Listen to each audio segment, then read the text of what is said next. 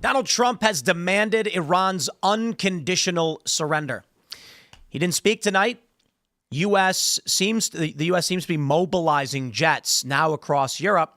And increasingly, the speculation is the U.S. is preparing for some kind of direct intervention. The poly market predictions are up. Boys, I hope you are prepared for U.S. involvement because it seems like that will be the case. The question is, to what degree? Will it be full-scale invasion, regime change, or just air support? Maybe just logistics, refueling? We don't know for sure, but we'll break that down. Plus, we've got a bunch of other news. Kristi Noem was rushed to the hospital with an allergic reaction, which is alarming, but she appears to be okay. And then a Democrat mayoral candidate was arrested trying to stop an ICE proceeding, linking arms with the man, and he was actually seen aiding one of these guys before he ended up getting arrested. This is weird. And then that Padilla guy, I don't know if his name's actually pronounced as Padilla, senator, he cried today as he was recounting his being detained for storming into a DHS meeting. Oh, boy. We're going to get to all of that, my friends. Before we do, we got a great sponsor. We got Beam Dream. Man, this stuff is really, really fantastic, my friends. Check out shopbeam, BEAM.com/Tim Pool. What is it? This is, it's like hot cocoa mix almost. You mix it with your drink, with your water, and it helps you get to sleep. We're constantly pulled in 100 directions between the news, politics, work, family. For me, sleep was the first thing to suffer. In fact, that's an understatement. There was a period where doing this, I was sleeping about 5.5 to 6 hours a day. You can go pull the recordings and hear me talk about it. Trust me, I did feel it. I didn't even realize how bad it was until I started increasing my sleep and realizing how good I felt. Recently, I started using Beam Dream. Nights can be restless, crashes hard, but you wake up, you'll wake up 2 or 3 times in the morning with your mind racing. You never really get back to sleep. Sometimes you're lucky to get 5 or 6 hours. And even then, you can wake up feeling like you hadn't slept at all with Beam. I feel like I'm getting a solid night's sleep, fall asleep quickly, stay asleep, wake up clear-headed, no grogginess, no midday crashes, more focused, even skating better. And I'll tell you this personally, this weekend we were out really late because we were doing a bunch of work stuff. I was having business meetings. I went to bed at like 2 or 3 a.m. on Friday, and then the same thing on Saturday. So Sunday, I was like, if I'm going to get back to work on Monday, I got to sleep right. So this is legit. I had the Beam Dream. I had the brownie flavor one. Within a half an hour, I was out and I slept 9 hours. Peacefully, perfect. I wake up, check my metrics. Everything was great. I was like, man, this stuff's fantastic. So I appreciate it. It's not a gimmicky quick fix like other sleep aids. They got science-backed blend of magnesium, L-theanine, other natural ingredients to help your body genuinely relax without leaving you feeling groggy. It's got 0 added sugar, 15 calories. It's already improved over 18 million nights of sleep. If you're struggling with sleep or you just want to feel better, check it out. Click the link in the description. Use promo code TIMPOOL for 35% off. That is shopbeam.com/TimPool. Shout out. Thanks for sponsoring the show.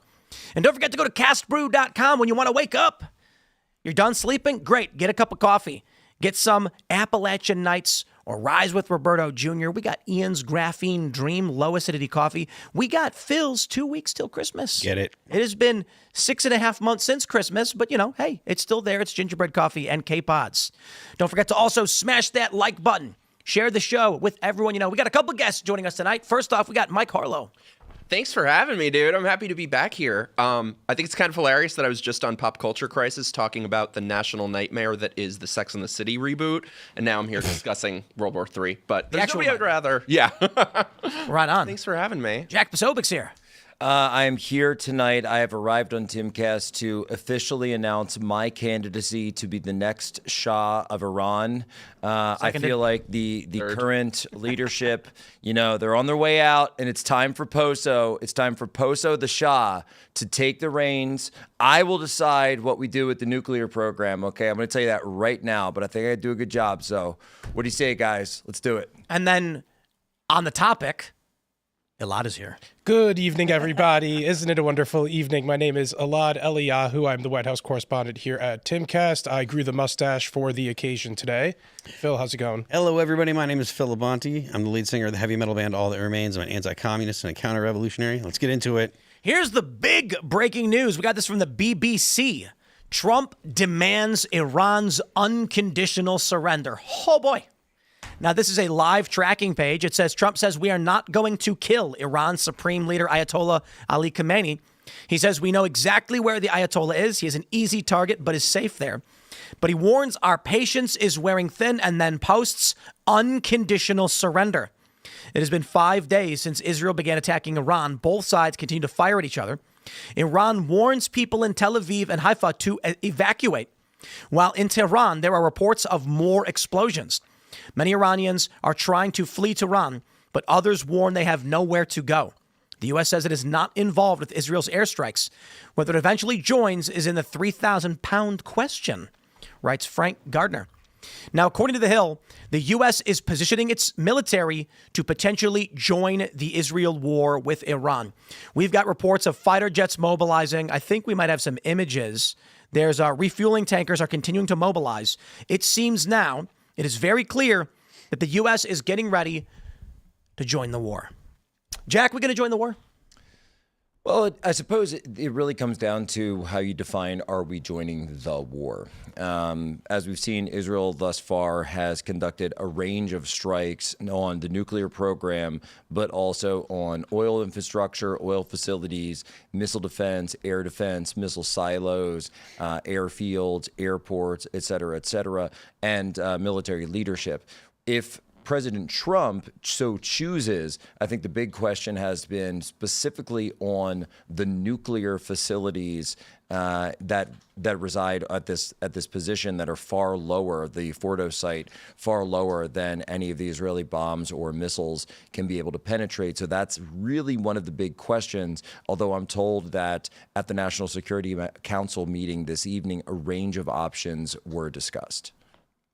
A range of options to do you think it's likely, because right now it's my sense that there's still support, basically what we're seeing is support aircraft and support systems.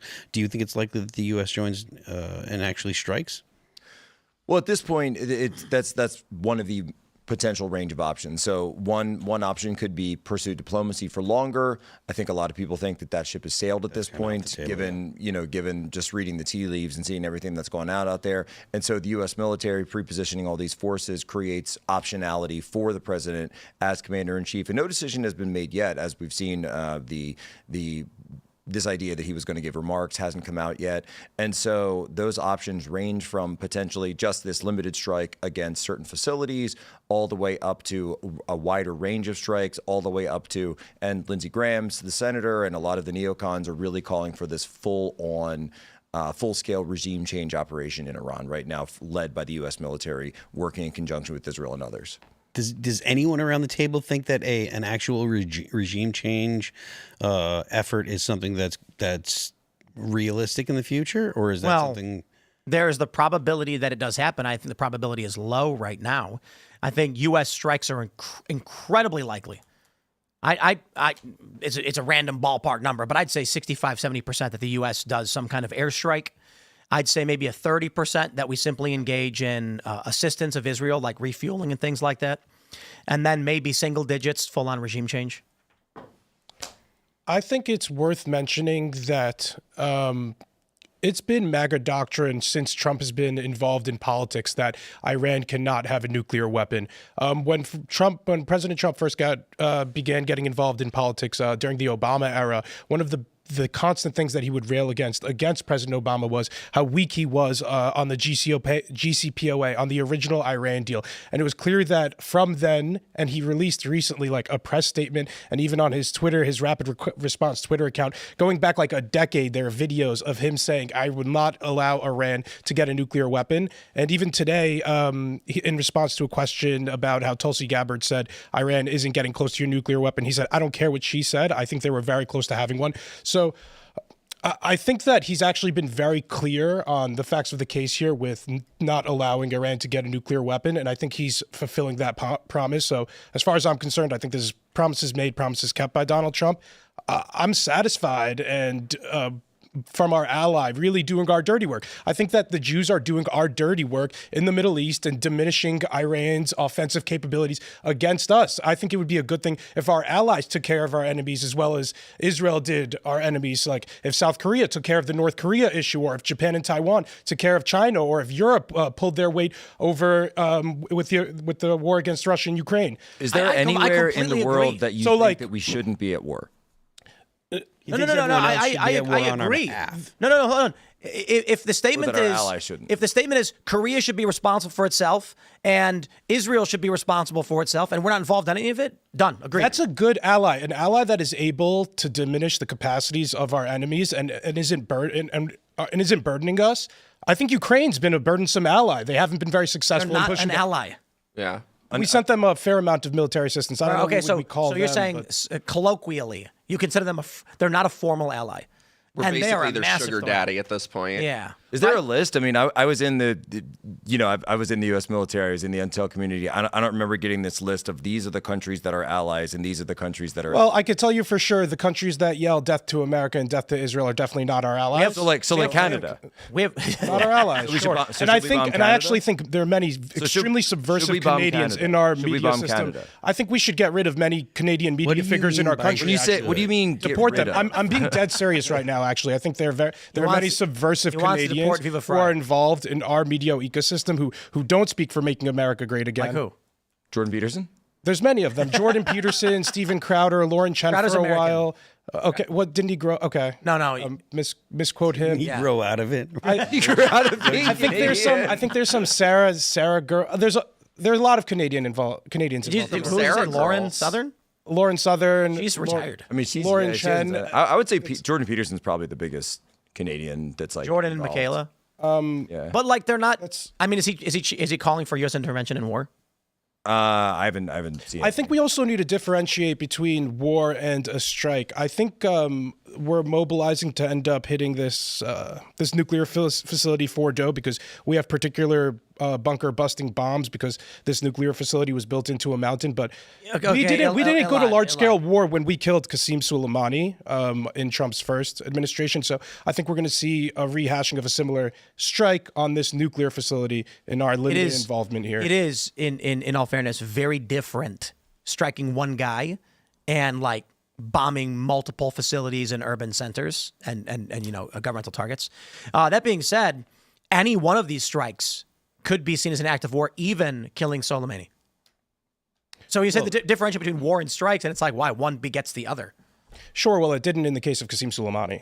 I think, and it's fair to say, I genuinely believe if the U.S. did launch strikes on Iran, no one's coming to Iran's aid. And it would be foolish of Iran to respond against us.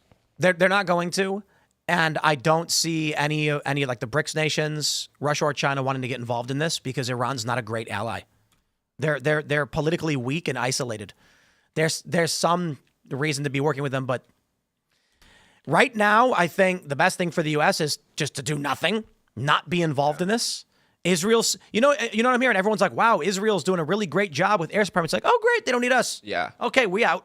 Yeah, that was the interesting thing because I remember all last week there were people saying, Israel's got this. You remember this, right? Like, Israel's got this. We don't need any help. We're good to go.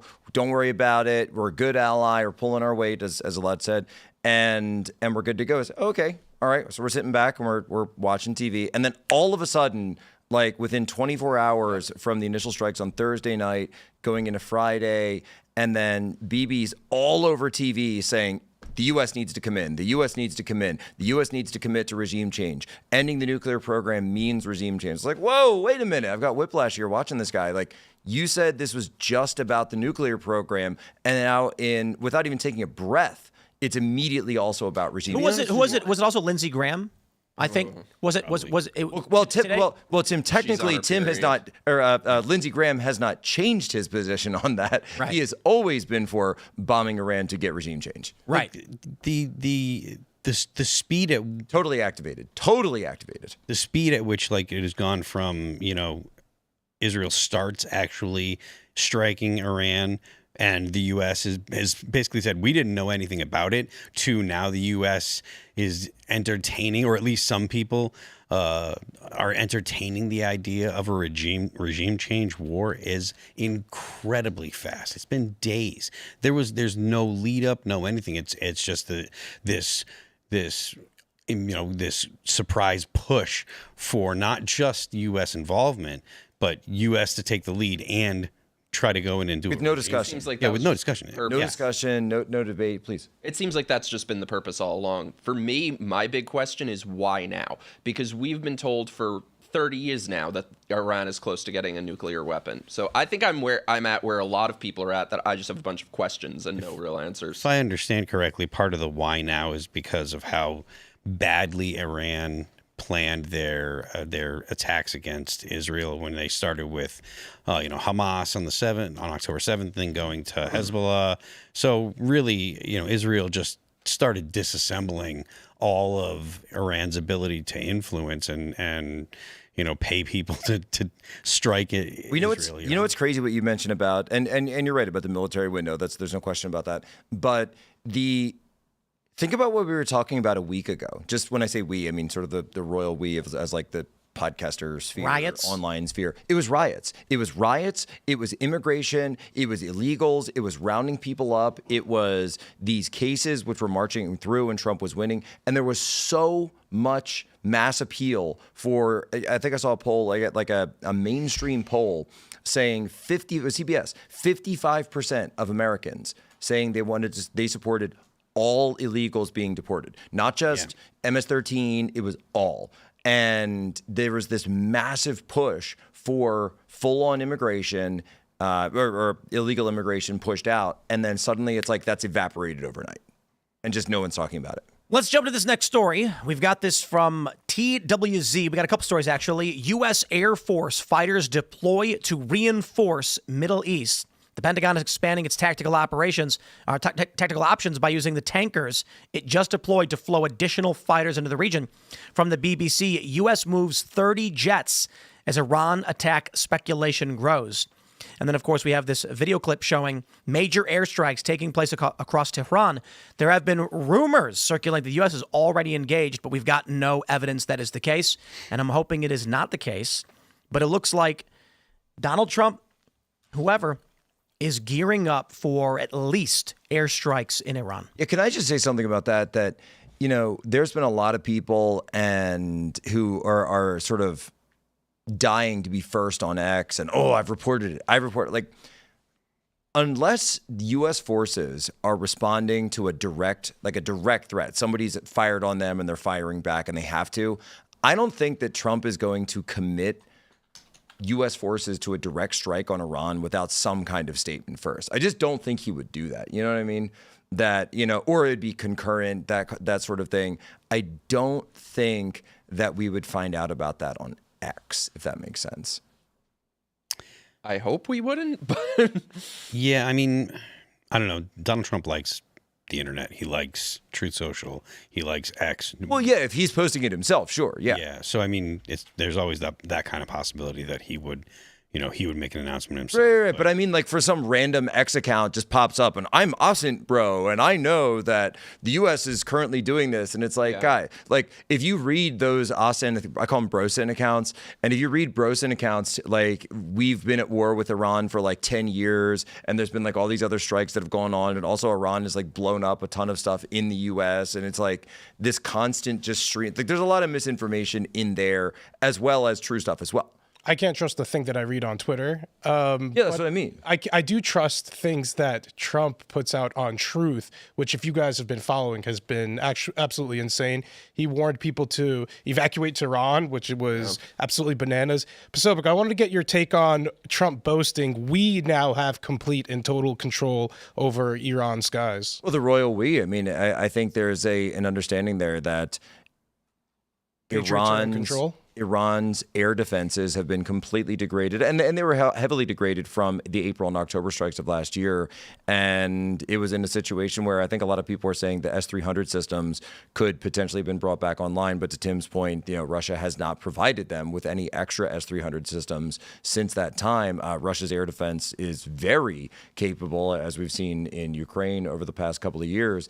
And so the fact that they haven't backfilled those, the fact that Israel was able to, I think a conjunction of, it still has to be shaken out, but a conjunction of these Mossad strikes as well as probably cyber and electronic warfare has basically taken the entire air defense set offline. And I'm more familiar with, all right, I have to be careful about this, the North Korean side of things, but I do know that a lot of and all right, I'll just speak generally. A lot of military air defense systems typically operate on like one or two networks. So they're highly vulnerable to cyber attack if you're able to get something into that system, because they're all on one system basically, and they don't really have a lot of fail safes in there. And particularly, I remember being told that with Iran and North Korea that they were very susceptible to this type of attack.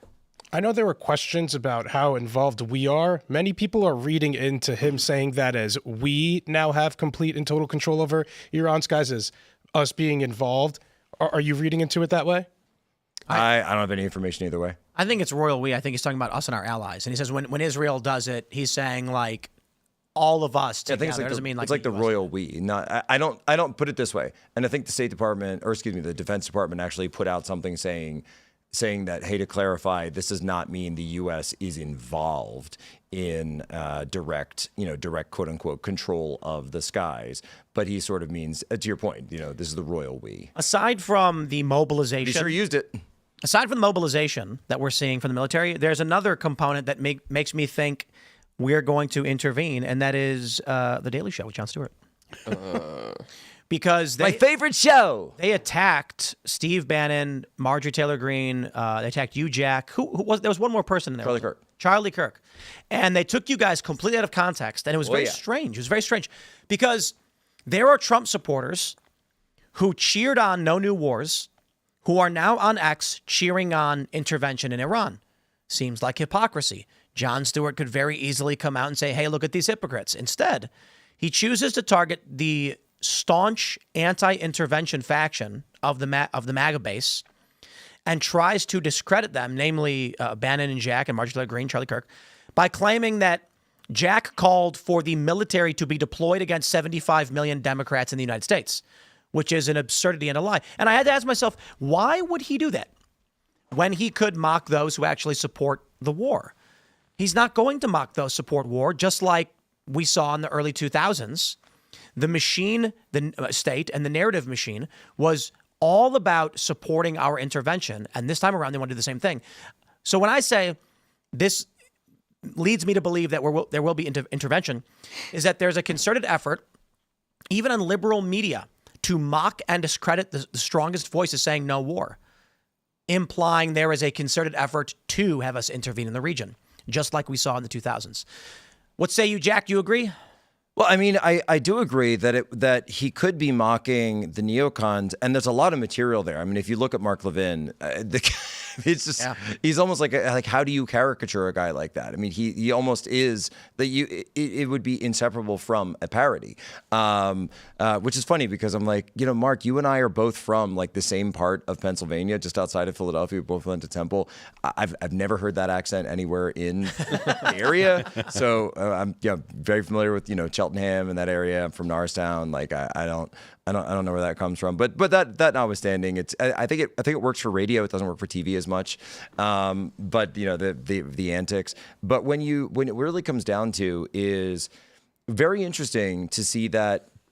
Hey, wait a minute. Where was the Jon Stewart who used to say, and he does actually mention it in the clip. He said, well, I agree with these guys. I agree with these guys when it comes to this. I agree with these guys when it comes to this. But, and then they go to play edited, spliced clips with very, not even very well edited. It was very amateurish jump cuts where I'm saying something about Trump is deploying the National Guard, and then jump cut.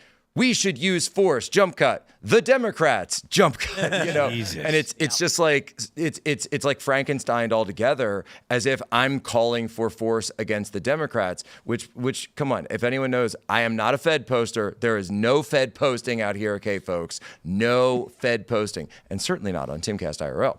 But point being is, why is he going after those of us who have been calling? We're just calling for diplomacy. When at the end of the day, myself, Charlie Kirk, Steve Bannon, and Marjorie Taylor Greene have been saying to President Trump, hey, we backed the play with Witkoff. We backed this play thus far. We have backed it thus far. That's clearly what he assigned Witkoff to do.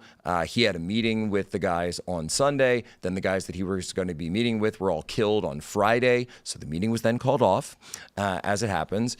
And so there's this real question of, and Steve Witkoff, by the way, you know, a lot of people in the foreign policy world don't really know him that well. They say, oh, who is this Witkoff guy? What's his deal? Well, he's actually one of the President Trump's best friends, just on a personal capacity. And a lot of people miss the fact that I believe it was September 15th of 2024, when Trump was at the golf course and was almost killed by the Ukrainian foreign fighter, Ryan Routh, who was there on the periphery of the golf course in West Palm Beach.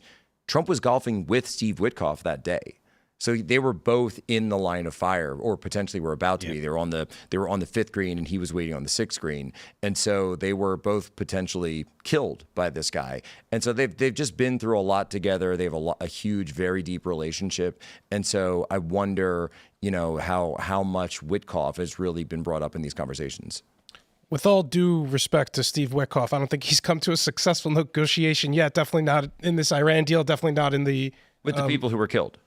Or in the Ukraine war, which have you ever negotiated with a dead person?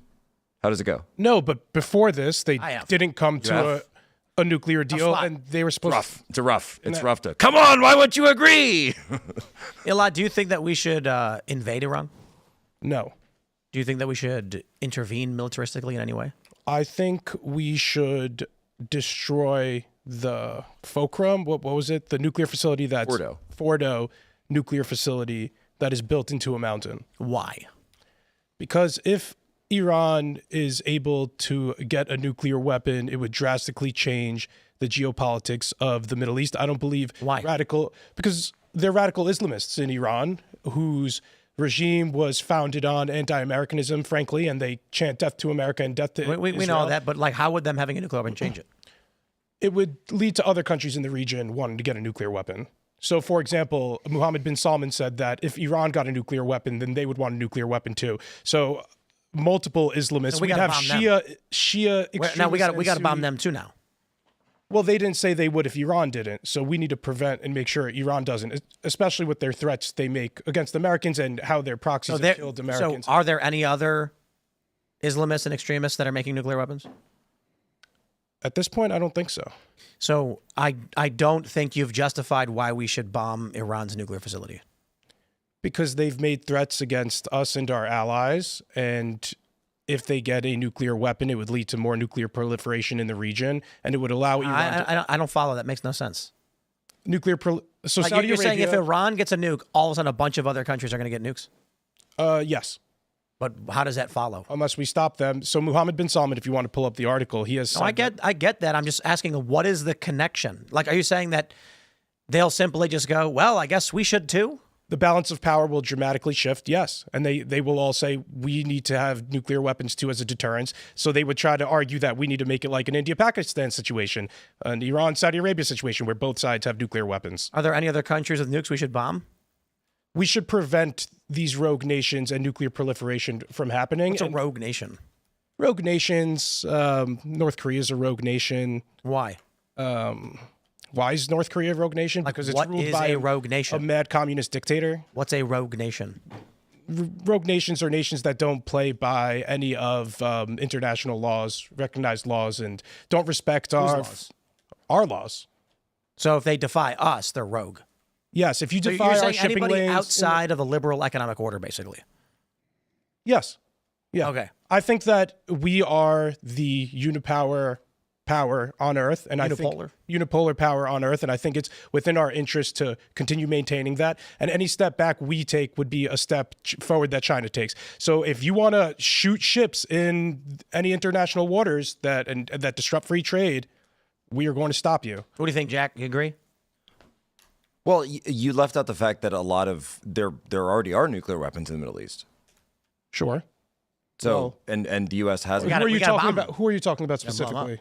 Pakistan. Okay.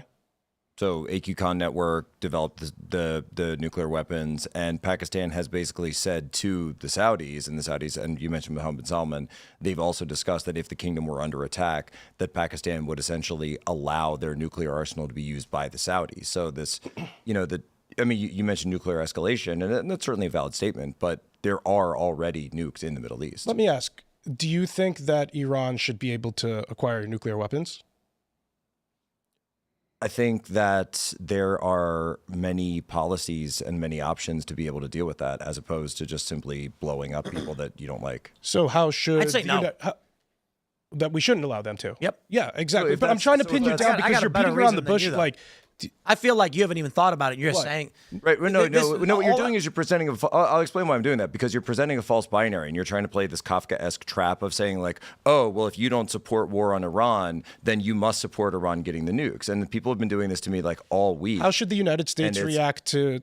I literally just gave an entire conversation about Steve Witkoff, and you crapped on it. And Steve Witkoff wasn't able to come to any conclusive negotiations that were approved by the president. The people were killed.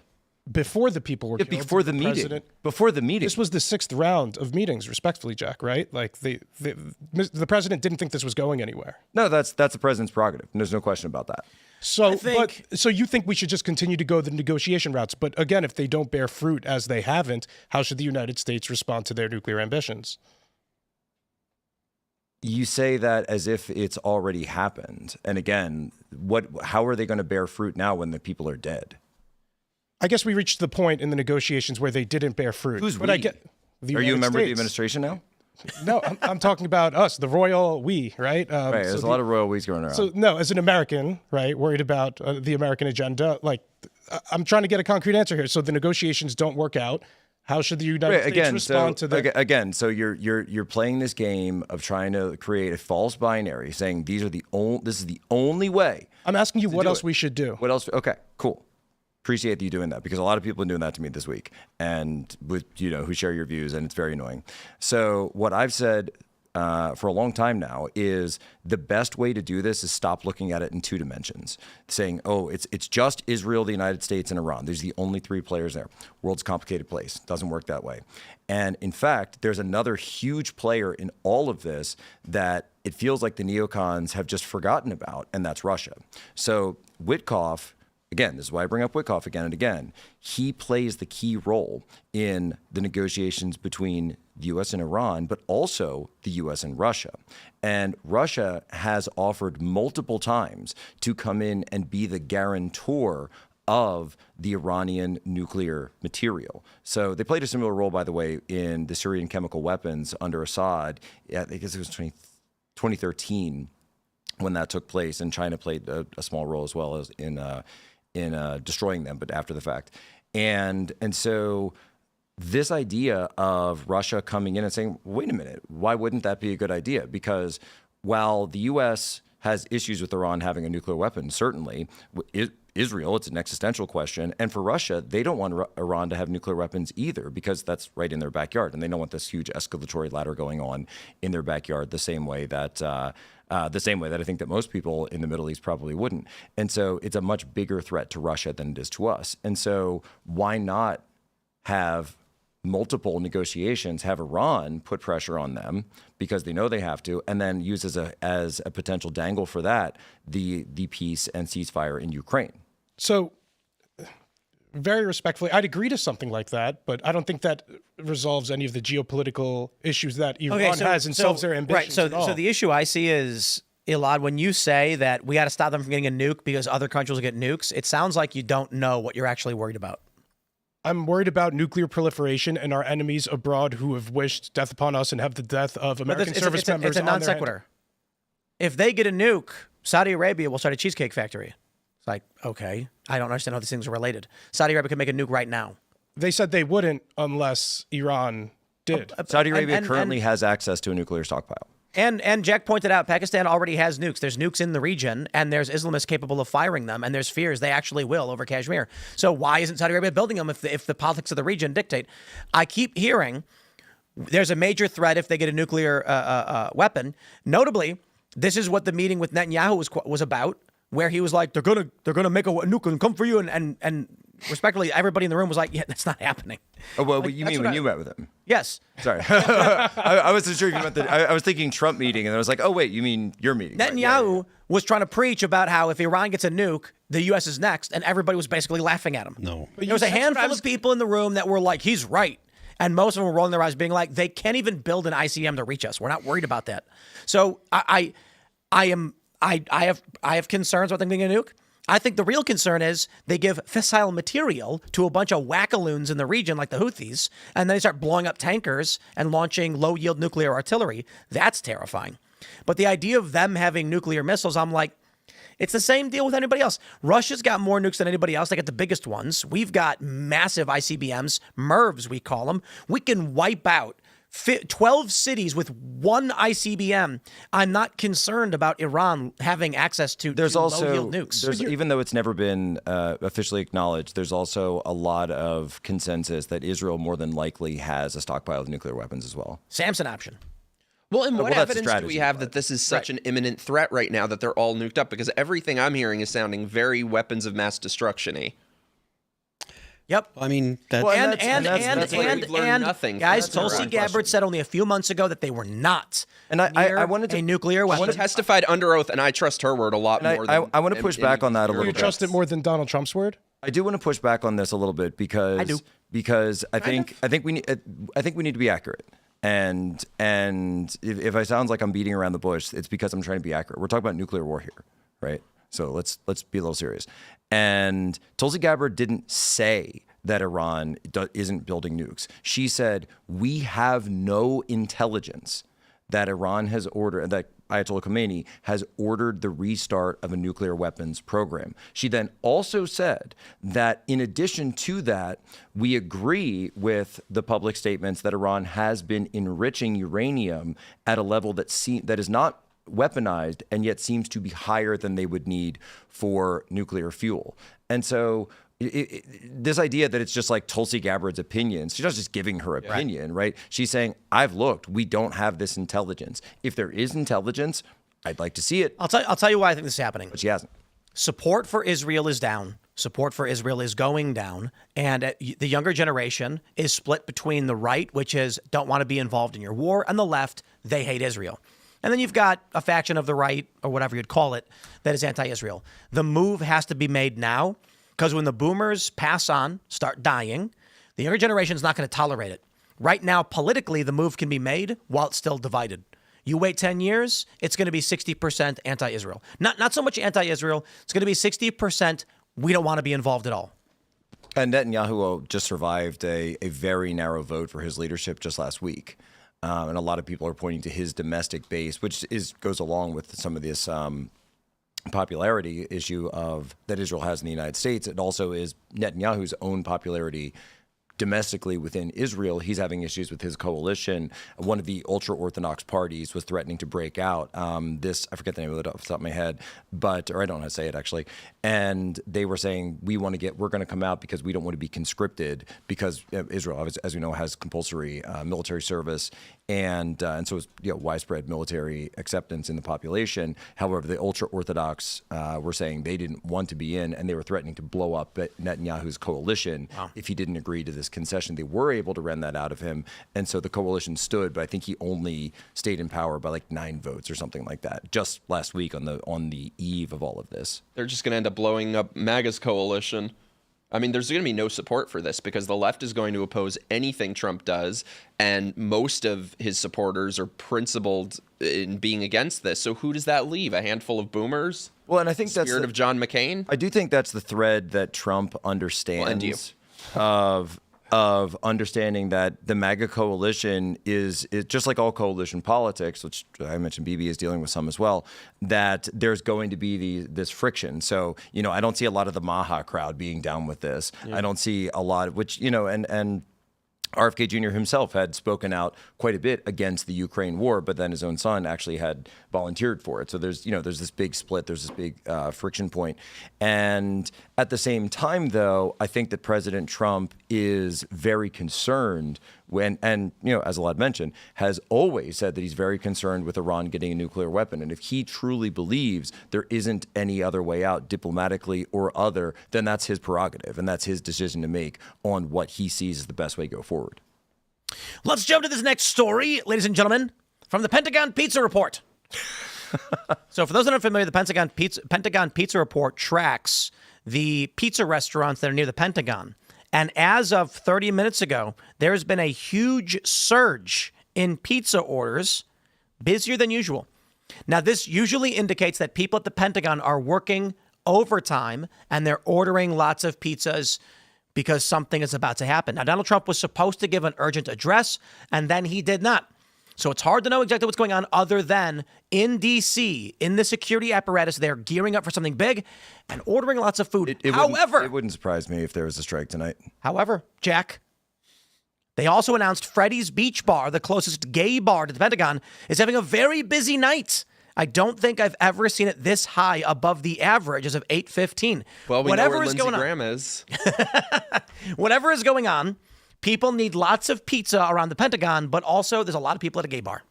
We might need to check out Comet Ping Pong too, right? See what's going on there with their. I think this could be a good thing for world peace because this is what happens every time Lindsey Graham is lonely. She gets angry. She wants to bomb a bunch of countries. So hopefully she's there enjoying pizza and gay stuff. Is being hawkish a gay thing?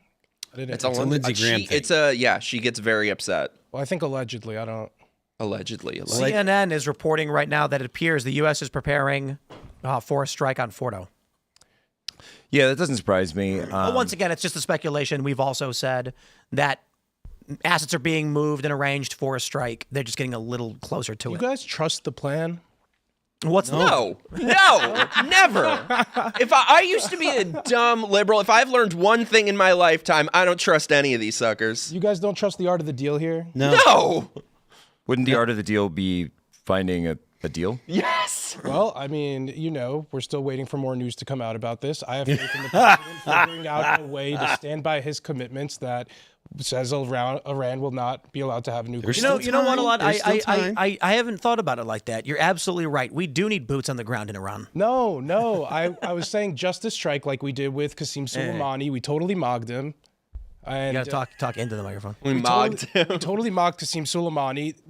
Frankly, again, the Jews in Israel did all of our dirty work by taking out most of Iran's proxies, Hamas, Hezbollah. We're really going to look back at October 7th as a turning point. Also, the Houthis, the Americans actually contributed. We contributed there too with the Israelis against the Houthis, not to mention Assad falling. So if you're taking a look at the map of the Middle East, it really is our road to Iran, our road to Persia, and making sure that they can't make any nuclear weapons. President Trump, he sent out to all the White House reporters, he sent out a long list of like 30 different references to his specific quote over the years of saying specifically, I will not allow Iran to have a nuclear weapon. I don't feel like there's a lot of people that are saying that he didn't say that. Well, it's just this catch-22 between how do we stop that? We don't want them to get the nuclear weapon and we don't want to go to war. We make Israel do our dirty work. Right, and so this is the false binary that you keep coming back to. I'm asking you what I mean, you said, have Russia negotiate. Wait, hold on. What if we did not war?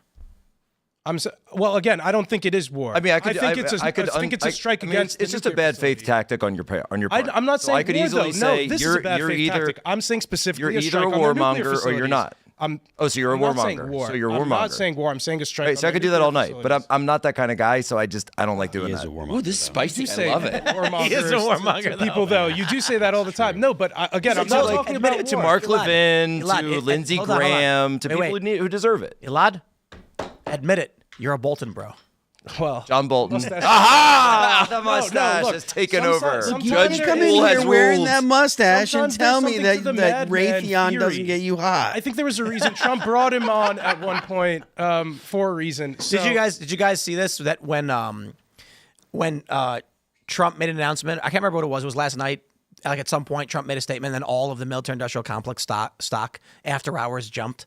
Oh yeah. Oh yeah. I wonder what it's at right now. I bet it's going up. Wait, Tim, are you Should all saying there's buy a stock financial incentive towards war? How dare you? Are you saying that? Heavens! I Are mean, you saying that that- would be unethical. How Are you dare saying you? that one of the world's largest oil producers in Iran, that this flow of oil, this massive flow of oil, may have something to do with what's driving these events? Is that entirely somewhere within You know the what I realm of like? I like possibility? Lockheed. It's a cool name, Lockheed. You know what I mean? Lockheed. Yeah, Lockheed. You know, There's actually a great book. oh, they're up 2.6%. There's actually a great book that's written all about regime change in Iran and sort of the previous regime change operations the U.S. has been involved in, and it's called Dune by Frank Herbert. Dune? Dune. I'm dead serious. You didn't know this? Three. Look at this. This is hilarious. When the war starts, Northrop Grumman. Gee. spiked straight up. Yeah, but Tim, you know about this, right? So the book Dune and the movies Dune are all about regime change in Iran. Oh, really? Yeah. No, 100, like dead serious. Oh, the movies were terrible. Yes, they were. Well, not the 80s one. I like the David 80s Lynch one? Yeah, the new David ones. Lynch one was good. The newer ones, Yeah. no. Yeah, The newer ones, it's just like a series of trailer scenes like strung Right. together rather than like Or I'm nothing looking happens. at something. But no, you think about it, right? It's the Galactic Empire needs the unobtainable material resource that is under the sand, and on top of the sand are these plucky religious fanatics. And the only way to get this unobtainable resource, which of course powers all the vehicles in the galaxy, is by conquering this land. But then after conquering it, another house, which is also part of the empire, It just sounds like Fern Gully. comes in and takes them out. I'm dead serious. You know Don't Fern Gully? I know Fern Gully? That sounds like Fern Gully. Was there a regime in Fern No, Gully? but like the fairies were in the trees, you know, and then they had to come and get There were fairies. oh, no, there's a demon in the trees. You're thinking of Avatar. It is like Avatar. Same thing. It's Yeah. all the same. They were singing bats in Fern. Yeah, they called it unobtainium. Unobtainium. It was so bad. so It was so bad. But no, yeah. So Dune was based on the last time the U.S. and the U.K. got involved in a regime change operation in Iran, and they overthrew the prime minister who had nationalized all of the oil in Iran. And they were like, we got to get rid of that guy. So they brought back the Shah. This was the second Shah, if you're following. And they basically threw him out of office, put the Shah back in. He stays there for a while. And the people of Iran really didn't like that because I always screw up the guy's name. Mosaddegh was this very popular nationalist, like populist nationalist kind of figure, and he was saying we're gonna get rid of the U.S. and the U.K. Well, it was really more the U.K. at the beginning. BP was involved, obviously, and we're gonna get that. We're gonna get in there, and we're gonna allow the flow of oil back to the world market, back to the U.K., back to the U.S. And the people of Iran got really mad about that, and so rather than vote for somebody else, they decided to turn to a pretty crazy group of people called, as we now know, the Iranian revolutionaries, and back them, throwing him out of office and the entire government of Iran. So these regime change operations, and that's not even to say Iraq, Syria, Libya, Ukraine, all the rest of them, they always have unintended consequences, and the law of unintended consequences is always there. So the current government of Iran is there because of a U.S. CIA-backed regime change operation in the 1950s.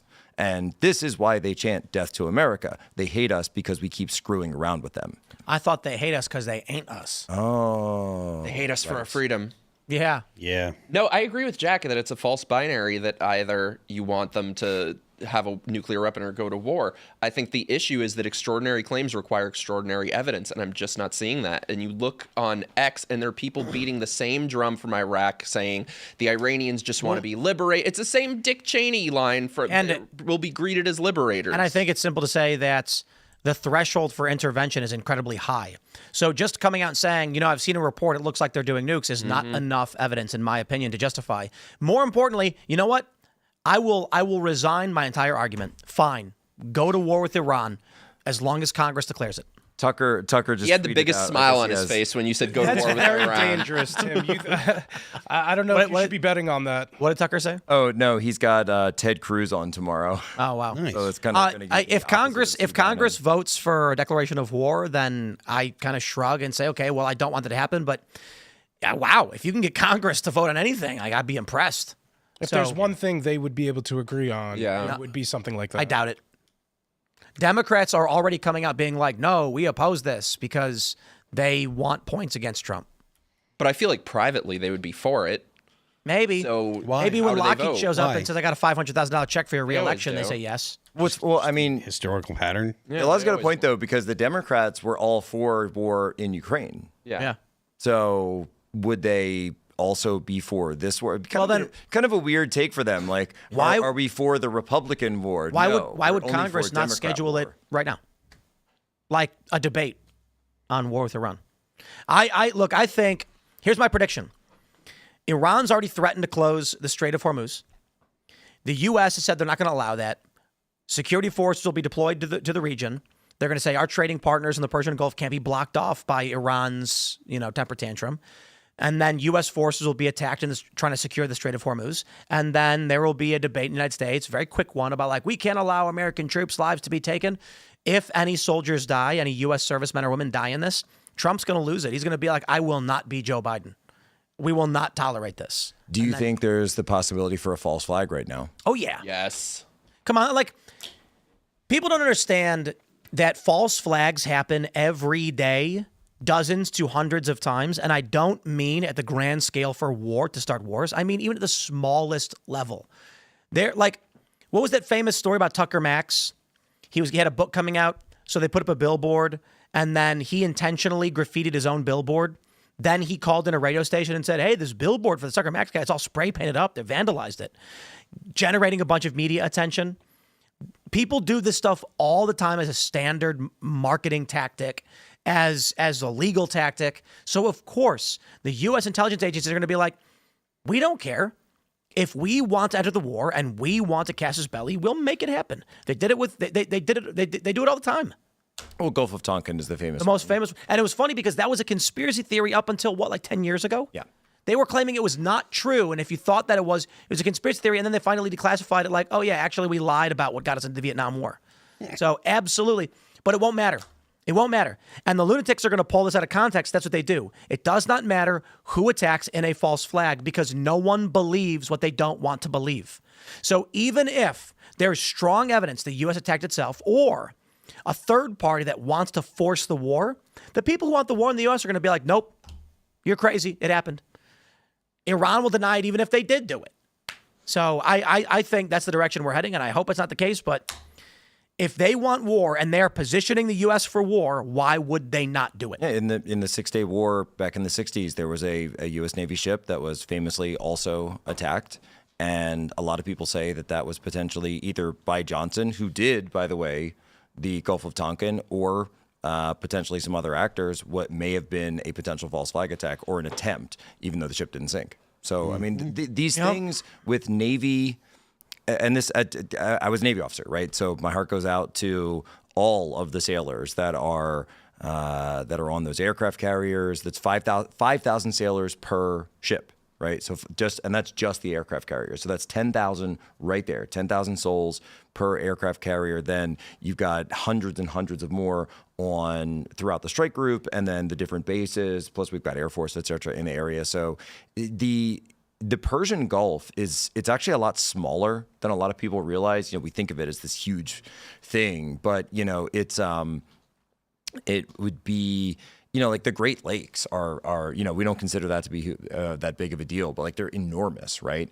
And so basically what I mean to say is all of this military equipment is coming very, very, very close together right now, to the point where, we're talking about these long range bombers and bunker busters and things. But once you get things into the Strait of Hormuz, and this is why it's such a key critical choke point, because so it's the mouth. People say Strait of Hormuz. What does that mean? Okay, this is the mouth of the Persian Gulf. And 20% of the world's oil flows through there from the Gulf Arabs and from the Persians as well.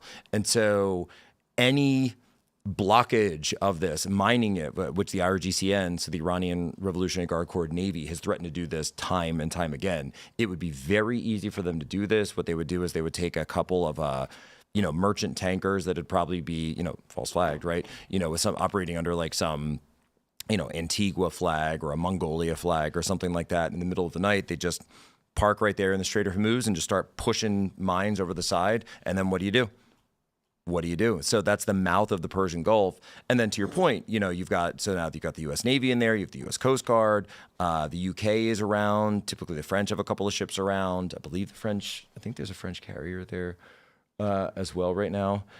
Yeah, the Jacqui is there. And, I'm used to having access to, in the Navy, when you're in, you have access to all like the direct lifetime feed. So you can see just everything on a given basis.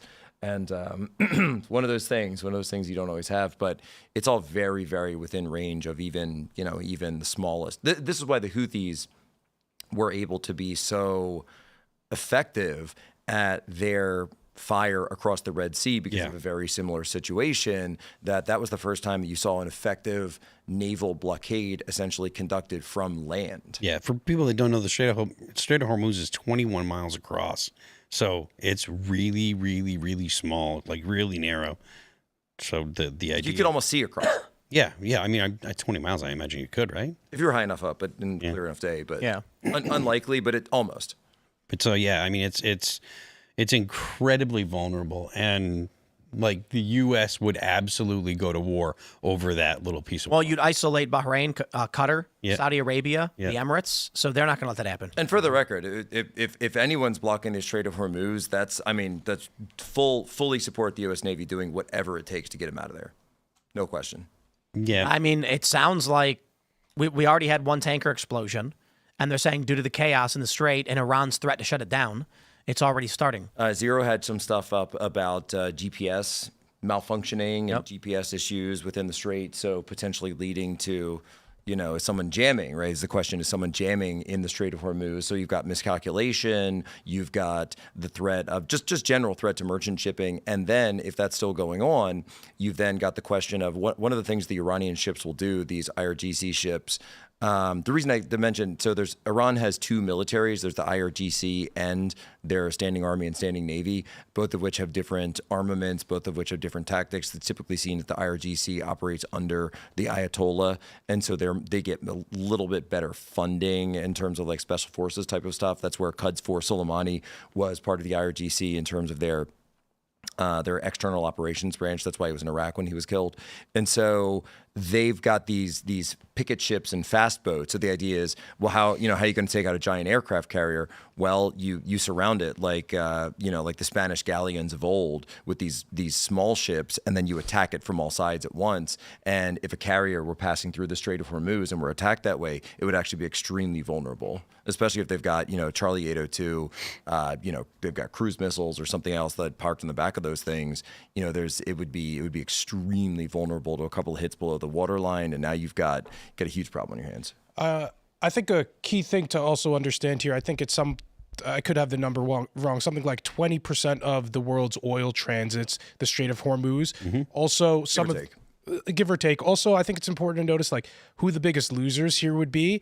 Obviously, this would be a big loser for global trade, and everybody would suffer when oil prices shoot up as a result of this. However, China specifically imports 40% to 50% of their oil through countries that will transit that Strait of Hormuz. So China would be a huge loser in this situation, and China would suffer a huge amount of economic distress as a result of this. So there would be worldwide reverberations as a result of this trade and closing. By the way, this vulnerability is exactly why China is building the BRI, so the Belt and Road Initiative. So that's exactly, they understand this, and they say, okay, well, this is why we want to build our pipelines and railway system up through Pakistan, through this economic corridor, and then what's right on the other side of Pakistan from that spot in China? Well, that's where the Uyghurs live. That's Xinjiang. So that's why the Uyghurs and EITF and these various groups are such a threat to China, and that sense because it's just basic geography. So they want to control that area because it could potentially be an extremely key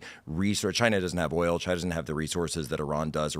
China obviously is Iran's number one partner. 90% of Iran's oil is sold to China, and so they would love to be able to have it come over pipeline. Now you're not paying because to have fuel shipped to you, you have to pay for the fuel cost of the fuel coming on the super tankers, right?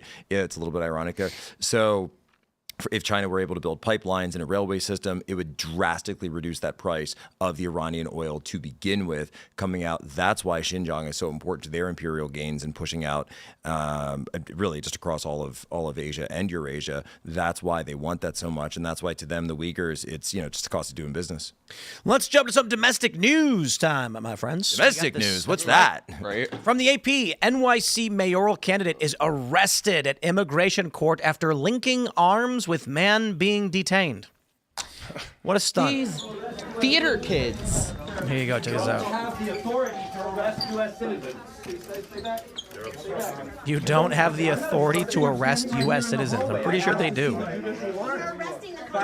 The way you know that this is a photo op is because all of the reporters that are surrounding these guys in the background taking photos, all of those people were tipped off by this guy's campaign, Brad Lander. Yep. He's running third in the New York City mayoral race, and that's why he's doing this stunt. He has no chance of actually winning. Moreover, this is going to be the new Democratic photo op opportunity thing. Raz Baraka of New Jersey got arrested outside of a detention center. This is the new way to virtue signal. Obstructing ICE agents from doing their jobs outside of different immigration courts is what these guys this is in New York or in New Jersey? This is in New York. This is in New York, okay. Apparently, this guy was also seen aiding illegal immigrants helping them to avoid ICE at the courthouse before he got arrested. And that's what that judge was doing, who got stripped and arrested. So this guy should go to jail. I'll just further explain kind of what's going on here. In New York City, within the immigration courts, ICE agents are now hanging out outside of the immigration courts, immediately outside of the doors.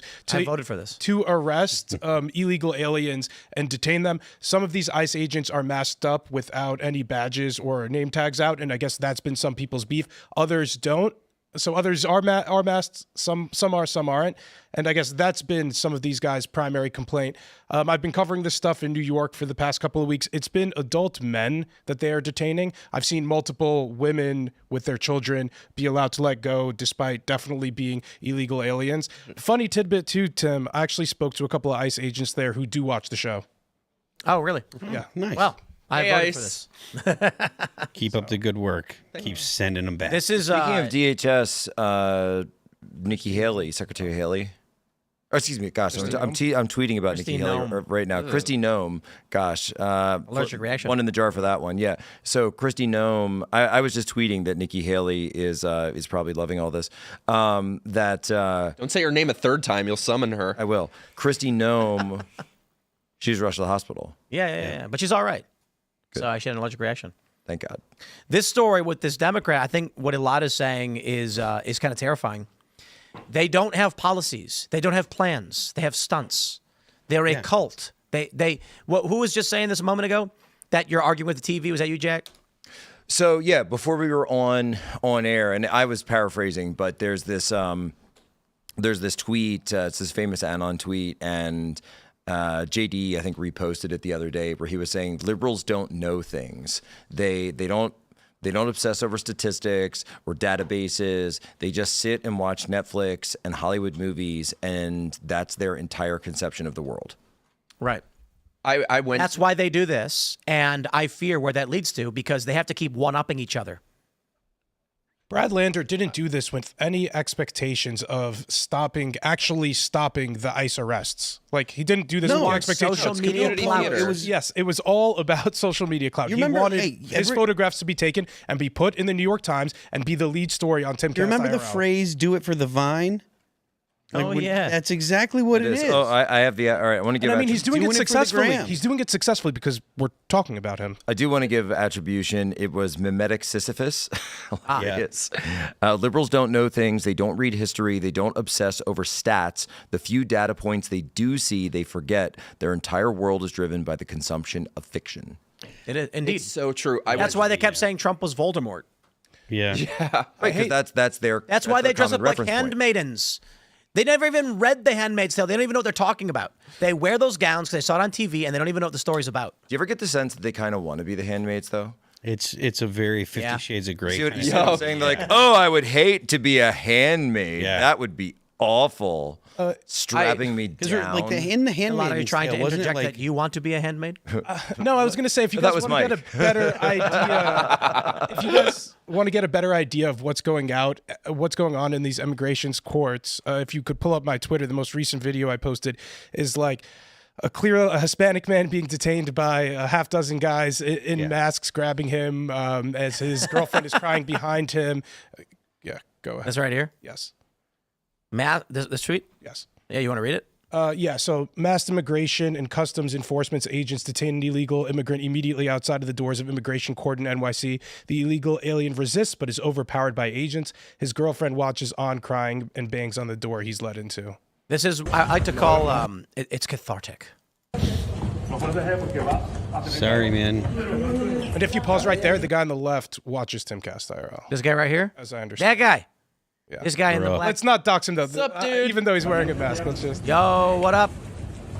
He told you, he was like, I seen you on the show? I don't want to use too many words, but he's familiar Did with he our say, work. get off the show, I can't stand you? Or did he say, you're all right? He said, I appreciate your support, and I'm also a big supporter of Israel. He said, war in Iran, wanna let's get go. I know ICE is already seen very unfavorably by some. Look at this, look at Get this. him in deeper water. Wow. They're allowing her to do this, by the way. This is an illegal immigrant as well that they're choosing not to detain into court. Does anybody speak Spanish? Yeah, I saw this clip where this woman's like, if you're okay with families being ripped apart, and it's like, oh my God, you're right. The next time a guy robs a liquor store, put his kids in jail. I am. Lock his But kids up. actions have consequences. And if you want to know why they're wearing masks, if you go to the tweet below this, you'll actually see one of the activists who is a lawyer and an observer there taking photographs of people's faces. And I've spoken to some of the agents who said they're as concerned about being doxxed and having their families threatened.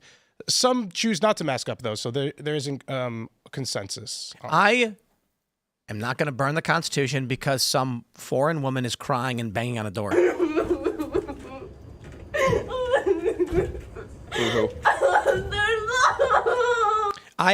So this is what I can't stand about liberals. I don't go as far as Carl Benjamin. Carl Benjamin says that people should be made to feel pain for the crimes they commit. My attitude is much more about the logical system of rehabilitation, making a functioning system. Carl has a moralistic view that is, no, when you hurt someone, you are to be made to feel pain. He believes that the purpose of prison should not just be rehabilitative, but punitive. And so I agree a little bit. I am not going to empathize or sympathize with this woman who's crying because she broke our laws, spat in our faces. Dude, if a guy came to my house and broke through my door, broke the back door open, came in and was sitting in my kitchen, and then I threw him out and his girlfriend started crying, I'm not going to go, oh, I feel so bad. I'm going to be like, you too. Yeah. You know, Bye. that's the root of the word penitentiary. Yes. The place that makes you penitent. Penance. Oh, I thought it was Penance. like, don't drop the soap. Jesus. Yeah, never mind. Mike, why do you Penetration you rate. just keep You said it. But you see, the purpose of this video is that liberals are going to go, but she's crying. And I'm going to go, oh, yeah, she is. Yeah, when Mike said his favorite movie was American History X, I thought he was talking about the race relations. It was the Nazi part. That's all. She's crying, so we have to throw the Constitution You know what we should do? away. Exactly. Here's a good man on the street bit. You know, like people go on this man on the street and they ask some question and catch them. Like, did you know that Trump said this? And then they were like Obama quote, and they're like, I hate it. It was Obama. I got you. What you do is you get a video of like a serial rapist crying, and then you say, this is a man whose children were just deported by Donald Trump. Do you think that it is okay? This man is crying. Like, actually, that's a serial rapist. You're empathizing. Oh, I love that idea. And it's like, you can't just look at a crying person and be like, oh, no, but they're crying. But that's all they have is emotional manipulation. Maybe if my heart grew 3 sizes one day, which it likely won't, I would feel a modicum of sorrow for her. But I disagree. I got to apologize. I disagree. I mean, the idea is that we should tolerate criminals breaking into our country where we have drug dealers, cartels, human trafficking. I good sir, say my heart is 3 times too big. And because of this, I say deport them all. No, I'm because with you. Encouraging this results in children dying in the Rio Grande, young girls being raped as they trek across by force by their parents as the coyotes abuse them. Shut it all down. By the way, horrible. No, I agree with you. You could say how sad a woman is crying, but the person she should be crying towards is herself and her own actions. And nobody's hurting her boyfriend here. He's being sent home. Yeah, I know. It's like she can go with him or not, right? Or like my country sucks so badly, I'm sobbing at the thought of being sent back there while they're waving the country's flag. It's that meme where the guy's like, "Viva Mexico, long live Mexico, make California Mexico again." Then the cop grabs him and he goes, "No, don't send me to Mexico. Oh no." Yeah. Let me explain to you guys my one big beef with this. I really have, it's the one big issue that I have here is that I spent, what was it, like from 9 to 5 outside of these immigration courts, and they maybe arrested 7, 8, 9, or 10 people all day with almost a dozen agents that are only front facing. So I'm sure there's more on the back end. I guess my bigger point here is that it's not efficient. If we want mass deportations, this is not the way to get those numbers up. Just as out of a manpower and the process, I was hanging out with these guys in hallways for hours not doing anything, and they are not going to get to the mass deportation numbers this way. There needs to be other initiatives that are going on. Even if they have multiple teams of people doing this, if you're only arresting a dozen people a day and deporting a dozen people a day, it's got to be the self-deportation. That's got to be the majority of people that leave. And we have to make it as uncomfortable for illegal immigrants to be here as we possibly can. Take away any state benefits, anything at all that comes from the government, take it all away. You can't come here and get health insurance. You can't come here and get schooling. You can't come here and get anything if you're not a citizen, and then make it difficult on the people that would hire them. Make it so that like the whole and rent. Pardon me? And rent. Yeah, renting, absolutely. The whole Donald Trump, talking about, we're going to allow farm workers and people that work in restaurants, and then walking it back and then doubling down on it. That's a terrible, terrible thing for him to do. Have you guys... Sorry. Well, he should be flat out with it. Anyone that hires an illegal is facing fine or losing their property. Have you guys watched Andor? Not yet. How come nobody's watching that? I guess only was that the one where they had the where he was basically a sexual assault scene? Yeah, I heard it got very woke in the second season. Yeah. So they're on a farm planet. Was like, yep. Yeah. So I saw this. Spoilers. There's a farm planet, and the rebels that are working with Cassian Andor, they're hiding out on this planet. And the Empire has come to do audits to look for undocumented workers. Really? Yes. And the Imperial colonel or lieutenant or whatever sees the main character's wife, and he's not there, and he's like, "So, you work around here?" And she's like, "Yeah." And then he's like, "Hey, I'm going to go get food later. Maybe you'd like to join me." And she goes, "My husband wouldn't like that." And he goes, "I don't see him." She's like, "He'll be back soon." So then later, he's like, "Okay," and he walks away. Later, they're like, "Hey, the auditors are coming to this facility, and you guys don't have are undocumented. You've got to flee." So they get forged documents and then go to some other facility, where eventually the Empire pulls up and they see one of the guys lurking, and they're like, "They're escaping or whatever." The Imperials, like the commanding officer, goes to them and he goes, "I know you're undocumented. Oh, it's so hard. The farmers need the undocumented workers because they want the grains on time." This is all in the episode? Yes. And he goes, "But we're not supposed to let you stay. Perhaps, it's so stressful." And then like George Soros wrote or Alex Soros wrote happening. The script. Then the woman says something like, "That must be very hard on you." And he goes, "It is. Maybe there's some way you can help me relax." And then she goes, "No. And he goes, "Come here." And then she goes, "I said no." And then she hits him, and then he grabs a knife, and then she pulls a blaster and she shoots him. No, but there's the line. Wait, I do remember there is one line because I got this. I'm an accomplished tape watcher. Someone sent me this clip, or I guess it was going viral, whatever. And he says to her, he goes, we know you're undocumented. We've been counting visas. Yeah. It's just like the worst writing possible. We know you're as if that's an actual. No. I love it. I love it actually. Some people might look at that one scene and go, "It's propaganda." No.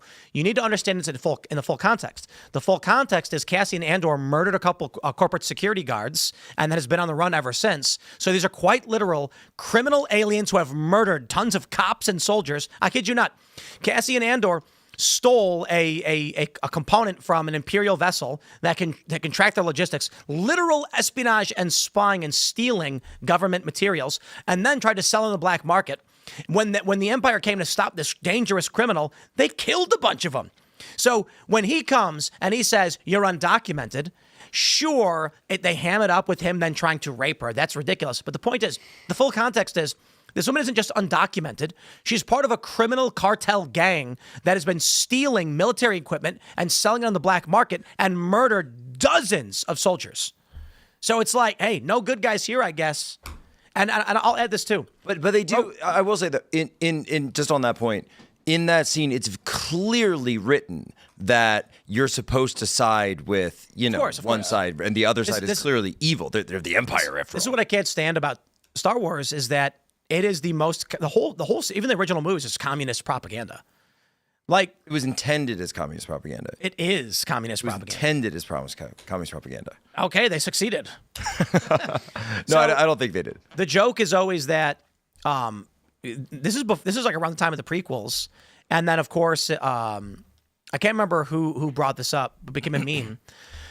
Where I would say to my friends, do you like the original Star Wars? And everyone says, yeah. And I'm like, you like the idea of a young kid in a desert planet getting radicalized by religious extremists and then taking a cargo ship and blowing up a military base? It was like when ISIS was getting big, this meme kind of like started going around. And everyone's like, oh, ha. And I'm like, that's what it's about. And then he gets because of that, his successful attack, he gets brought to a religious education center where he becomes even further radicalized and sent off to assassinate government leaders. Indeed. Darth Vader was a disabled war veteran. He was. So was the Emperor. Yeah. The Emperor didn't serve, did he? He was a disabled politician. He was disfigured in an assassination terrorist attempt. attack. Yeah, an assassination attempt. Yeah. So I actually think, obviously, so what they've done since is they've written Star Wars to explain why the Empire was bad because they never did in the past. Like in the original movies, it was just the Empire is bad, but you don't really know why. So now they're trying to write all of these things where it's like, here's why they're bad. One of those is the police. They're bad because they just kill people wantonly. But that's not really in. It's just like there's the Empire, but that's what they're doing. They blow up an entire planet.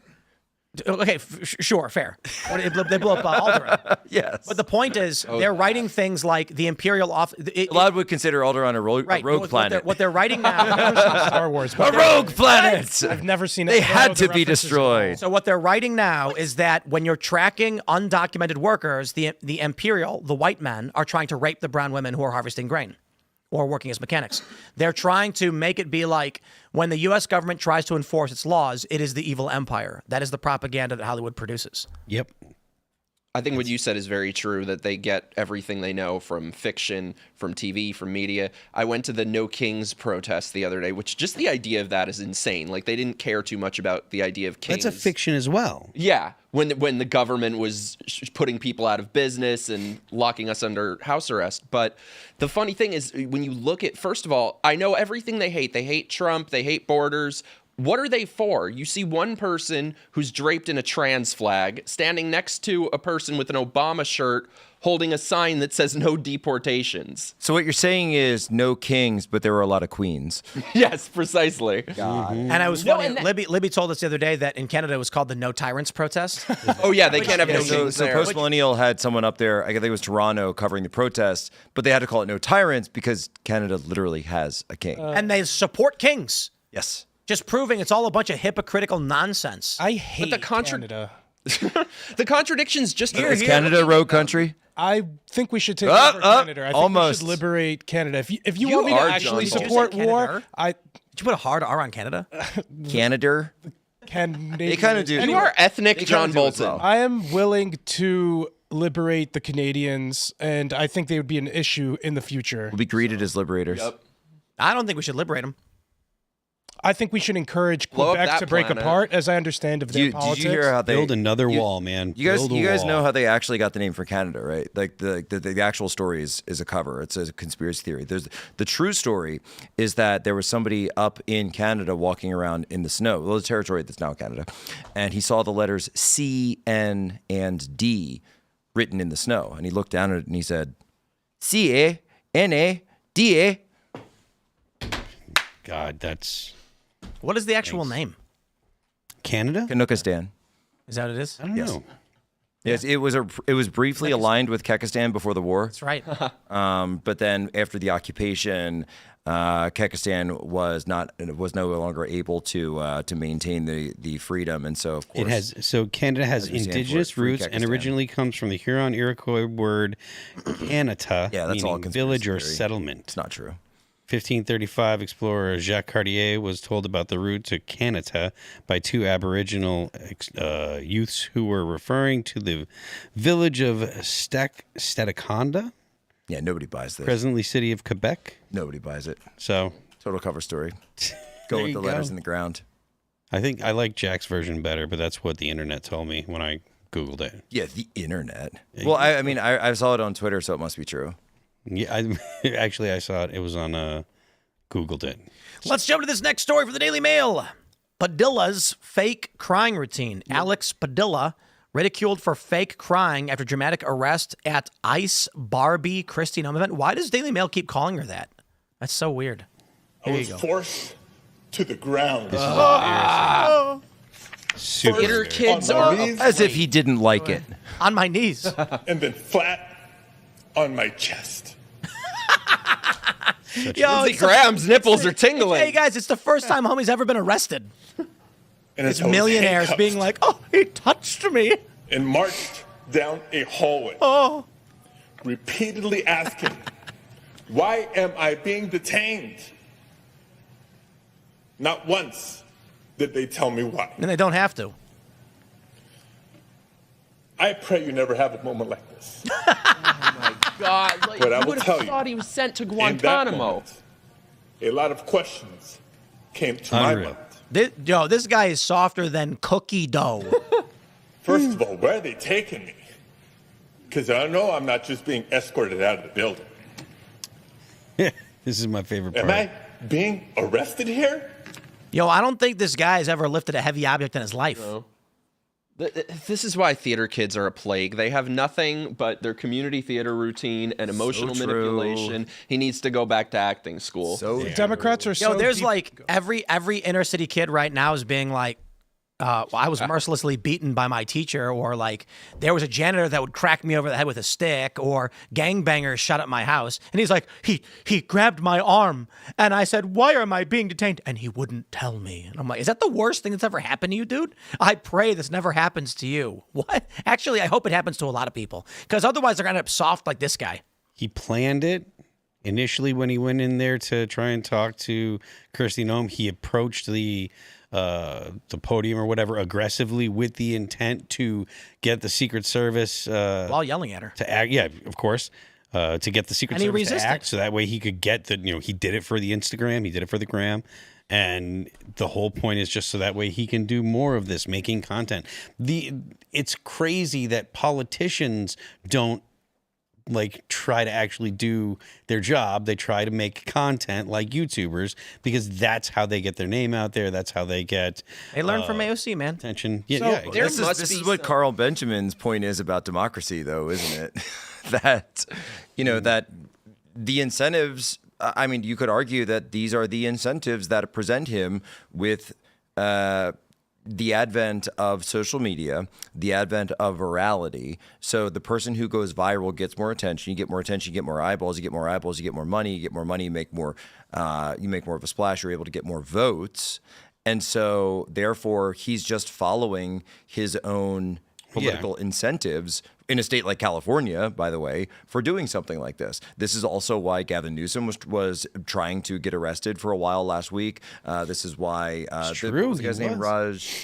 Brad Lander and then Raz Baraka. Raz Baraka did it, and then Brad Lander did it. Again, they're just following there. And wasn't Raz Baraka also running for mayor? He's running for governor. of New Governor. Jersey. Thank you. He's He was running currently for mayor governor. of Newark. He's currently mayor running for governor. Thank you. And it's this posturing, and I think you were spot on. The incentive structure here is unfortunately, the fact is that we're not talking about any other senators. Which Democrats did we talk about tonight? Alex Padilla and Brad Lander. It's two Democrats, getting arrested for photo ops. That's who gets featured on Timcast IRL. Not only Timcast IRL, obviously, but these other news networks. So in in sort of online parlance, we used to call this stunt queening. Tim Pool famously never stunt queened that I can think of off the top of my head. Have you ever stunt queen, Jeff? Oh yeah, okay. oh yeah. Good. I did Shakespeare in the Park. What are you talking about? Oh yeah. I wanted to hear you say it. No, I did plenty of stunt queening. American History X. No. Whoa. That's classified. But there is not a great shelf life for it. I'll put it that way. As someone who's dabbled in a few infamous stunt queening incidents, that you can't do it forever. You can't keep going to that well eventually, because the problem is with stunt queening, and if you create that as your incentive structure for your business or in this case politics, you always have to keep one-upping one another. So eventually this is going to get passé and people say, oh, another Democrat got arrested, whatever. Yeah, I saw that. And eventually someone's going to say, okay, well, okay, I don't want to say that online. On air, but I've got to do something I'm going to provoke something to me that is worse than just getting arrested. I'm not going to. We're on YouTube, so I'm not going to say it. But you know what I'm trying to say? They're going to keep escalating, moving up the escalatory ladder over. Oh my gosh, did you see what happened now? Pepper sprayed or maced or whatever. Got thrown. Someone actually gets thrown to the ground like that. I saw that. Like, he didn't get thrown to the ground, bro. And don't act like he didn't like it, because he clearly did. And he's like smiling the whole way. He's like, this is going to go viral. It's going to be great. They want their Bernie Sanders photo op. Yeah, so in 20 some odd years when they run for something, it's like, oh, look, I was on the front lines fighting, when you weren't fighting for anything. You were fighting to get yourself in the newspapers. They want their AOC sobbing in front of the yeah, and please, Bernie Sanders, like, you're literally from like the ethno state of New England, where it's like the whitest part of the entire country, and they're like, well, why is crime so low up there? It must be because of our policies. It's like, yeah, okay, bro. Something like that. There's got to be some community theater somewhere where they're discovering all of these Democrat politicians, like the George Soros Playhouse or something. And well, that's where Cory Booker comes from. That's where these guys come from. There were stories that AOC was essentially selected through an audition process at the Justice Democrats. Yeah, the Justice Democrats. Oh, yeah, like, they held open auditions in their Chakrabarty, I think was the guy's name. And in the Justice Democrats, and he was really good. Like, he was really, really not good, effective, really effective at what he did. And when that relationship was separated, that's really when AOC became rudderless as she is now. That he was very, very effective at what he did, and she was a great deliverer of his material. And then up until the point where, definitely a much more effective operator when she had someone like that behind her. But then when she switched over to whoever Pelosi's team is, it's just, and Jeffries, they're just awful. They're absolutely awful. This is the best opposition they could muster up for President Trump. This is their way of fighting back. This is still a symptom of them having absolutely no policies and no idea whether or not they should go after the progressives or go after regular Democrats. I just keep going they're like, back. just go on camera and scream. I just keep going back. They're 55% support for mass deportations. Something that if you went back 4 years, 3 years from now, and asked people that question, you have nowhere near that level of support. This absolutely is okay. Whether Trump makes a strike, whether he doesn't make the strike in Iran, we're all kind of, on a razor's edge about that. But while cable news isn't looking, wouldn't it be amazing if 20 million illegals just poof and disappeared all in one fell swoop, and then, oh, where did all the illegals go? So and Tom Homan's like, I don't know. They were here. Now they're gone, and we had a problem with them, and now we don't have a problem anymore, and we could just go about our lives. And it's really a time where I would say full speed ahead, Mr. President, on this. Full speed ahead, Stephen Miller. I trust Stephen Miller on this. It's like something goes on. I don't know what's happening. I read Stephen Miller's tweets. I trust the plan. Yeah, I mean, like, you don't even have to, like, I don't know that it's trusting Stephen Miller as a person. I just trust that he wants to actually deport people. It's not like you don't have to like this Stephen Miller guy's been rock solid on the immigration. He's been 100% rock solid. He's been consistent, and he's the guy that thankfully is actually in charge of immigration policy in the Trump administration, or at least that's the way it seems. And it's good because that's the policy that everybody that voted for Trump voted for. If you voted for Trump because of immigration, you voted for deportations. And the popularity of deportations hasn't significantly changed since he was elected. That's why I don't know what message they could even run on. It's like they have no unifying message. If they run another presidential election on Orange Man bad, that will be 4 presidential elections. There might not even be Orange Man in it. They'll still be talking about him. You know what I think? On X, all the people who respond to you, probably half, are just bots. And the best way to figure it out is that you just post sarcasm and they can't understand it. And I think AI bots and foreign sock puppet accounts don't understand either sarcasm through a language filter or the bot doesn't understand sarcasm. And so I find that's a great way when dealing with these issues to see if people actually care, is to be sarcastic about it.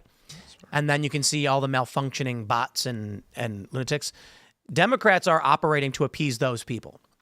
They have a simple worldview where if the crowd says it, it is. So they go on social media and they look for social media validation. And if they get it, they'll continue down that path. But if they're being validated by bots and foreigners, then they have no coherent policy or anything. It's just going to be, he posts this video, it gets viral. He gets positive reinforcement from bot accounts and from foreign, individuals and very few real people, and he'll keep doing it. I'm so sick of these people. Well, I mean, this is the future of politics. There's no incentive to change this. Yeah. This guy's... Unless it stops being effective. Well, which I hope people are starting to see through the emotional yes and no, right? So this guy's running for, he is a senator in California, so that can work in California. But I've always argued that Gavin Newsom doesn't scale. I don't actually see Gavin Newsom as being a successful candidate nationwide because of his policies and because a lot of these floated AstroTurf bases don't actually give you that broad appeal that you would need to run as a national candidate for office. I see a few contenders on the Democrat side. I'm not going to give them the benefit of me saying who I think would be most dangerous to run against, whether it be J.D. Vance or whoever else in 28. Not AOC, though, of course. Please do run AOC, or please do run Gavin Newsom. I really hope they do. But when you look at, this issue, look, Kamala Harris had way more money than Trump. Hillary Clinton had more money than Trump. He's consistently performed well against candidates that were very well funded, extremely more funded than he was. And what made Trump possible to be elected was the broad-based appeal and his ability, again, to put together this coalition. And by the way, everyone has been sending me this thing, and I'm dying to hear it. I got to play this clip from Tucker Carlson and Ted Cruz. Check this out. How many people live in Iran, by the way? I don't know the population. At all? No, I don't know the population. You don't know the population of the country you seek to topple? How many people live in Iran? 92 million. Okay. Yeah, How could you not know that? I don't sit around memorizing population tables. Well, it's kind of relevant because you're calling for the overthrow of the government. Why is it relevant whether it's, because it's 90 million or 80 million or 100 million? Why is that relevant? Because if you don't know anything about the country... I didn't say I don't know anything about Okay, what's the ethnic mix of Iran? They are Persians and predominantly Shia. Okay, it's not even... You don't know anything about Iran. So okay, I am not the Tucker Carlson expert on Iran. You're a senator who's calling for the overthrow of the government. You're the one who don't know anything about the country. No, you don't know anything about the country. You're the one who claims they're not trying to murder Donald Trump. You're the I'm one not saying that. who can't figure out if it was a good idea to kill General Soleimani, and you said it was bad. You don't believe they're trying to murder Trump. Yes, I do. Because you're not calling for military strikes against them in retaliation. And if you really believe that... We're carrying out military strikes today. You said Israel was. Right, with our help. I said we. Israel is leading them, but we're supporting them. Well, you're breaking news here because the U.S. government last night denied, the National Security Council spokesman Alex Pfeiffer denied on behalf of Trump that we were acting on Israel's behalf in any offensive capacity. No, we're not bombing them. Israel's bombing them. You just said we were. We are supporting Israel. Israel. High stakes. You're a senator. If you're saying the United States government is at war with Iran right now, people are listening. Okay. Oh, wow. So I will just say that. So this isn't the full interview. This is the full interview. I think is coming out tomorrow. I got a text message right after this dropped and was told that the entire interview is like this. Really? Wow. That it's Talk about a royal we. I mean, by the way, I think I did a better job of breaking down the ethnic background of Iran just like an hour ago. I didn't even know that was going to come up earlier. Just because I took two. I did spend a year at Guantanamo Bay working there, and that's not long enough. Obviously, I'm sorry. Nothing. Not long enough. And no, yeah, I should still be there, right? Yeah. The waterboarding didn't take, obviously. And Mike, you would have loved it. And Booth, a good time. I know. You know what? And but yeah, like that's just something that came up on a regular basis. You know what Tucker needed to do?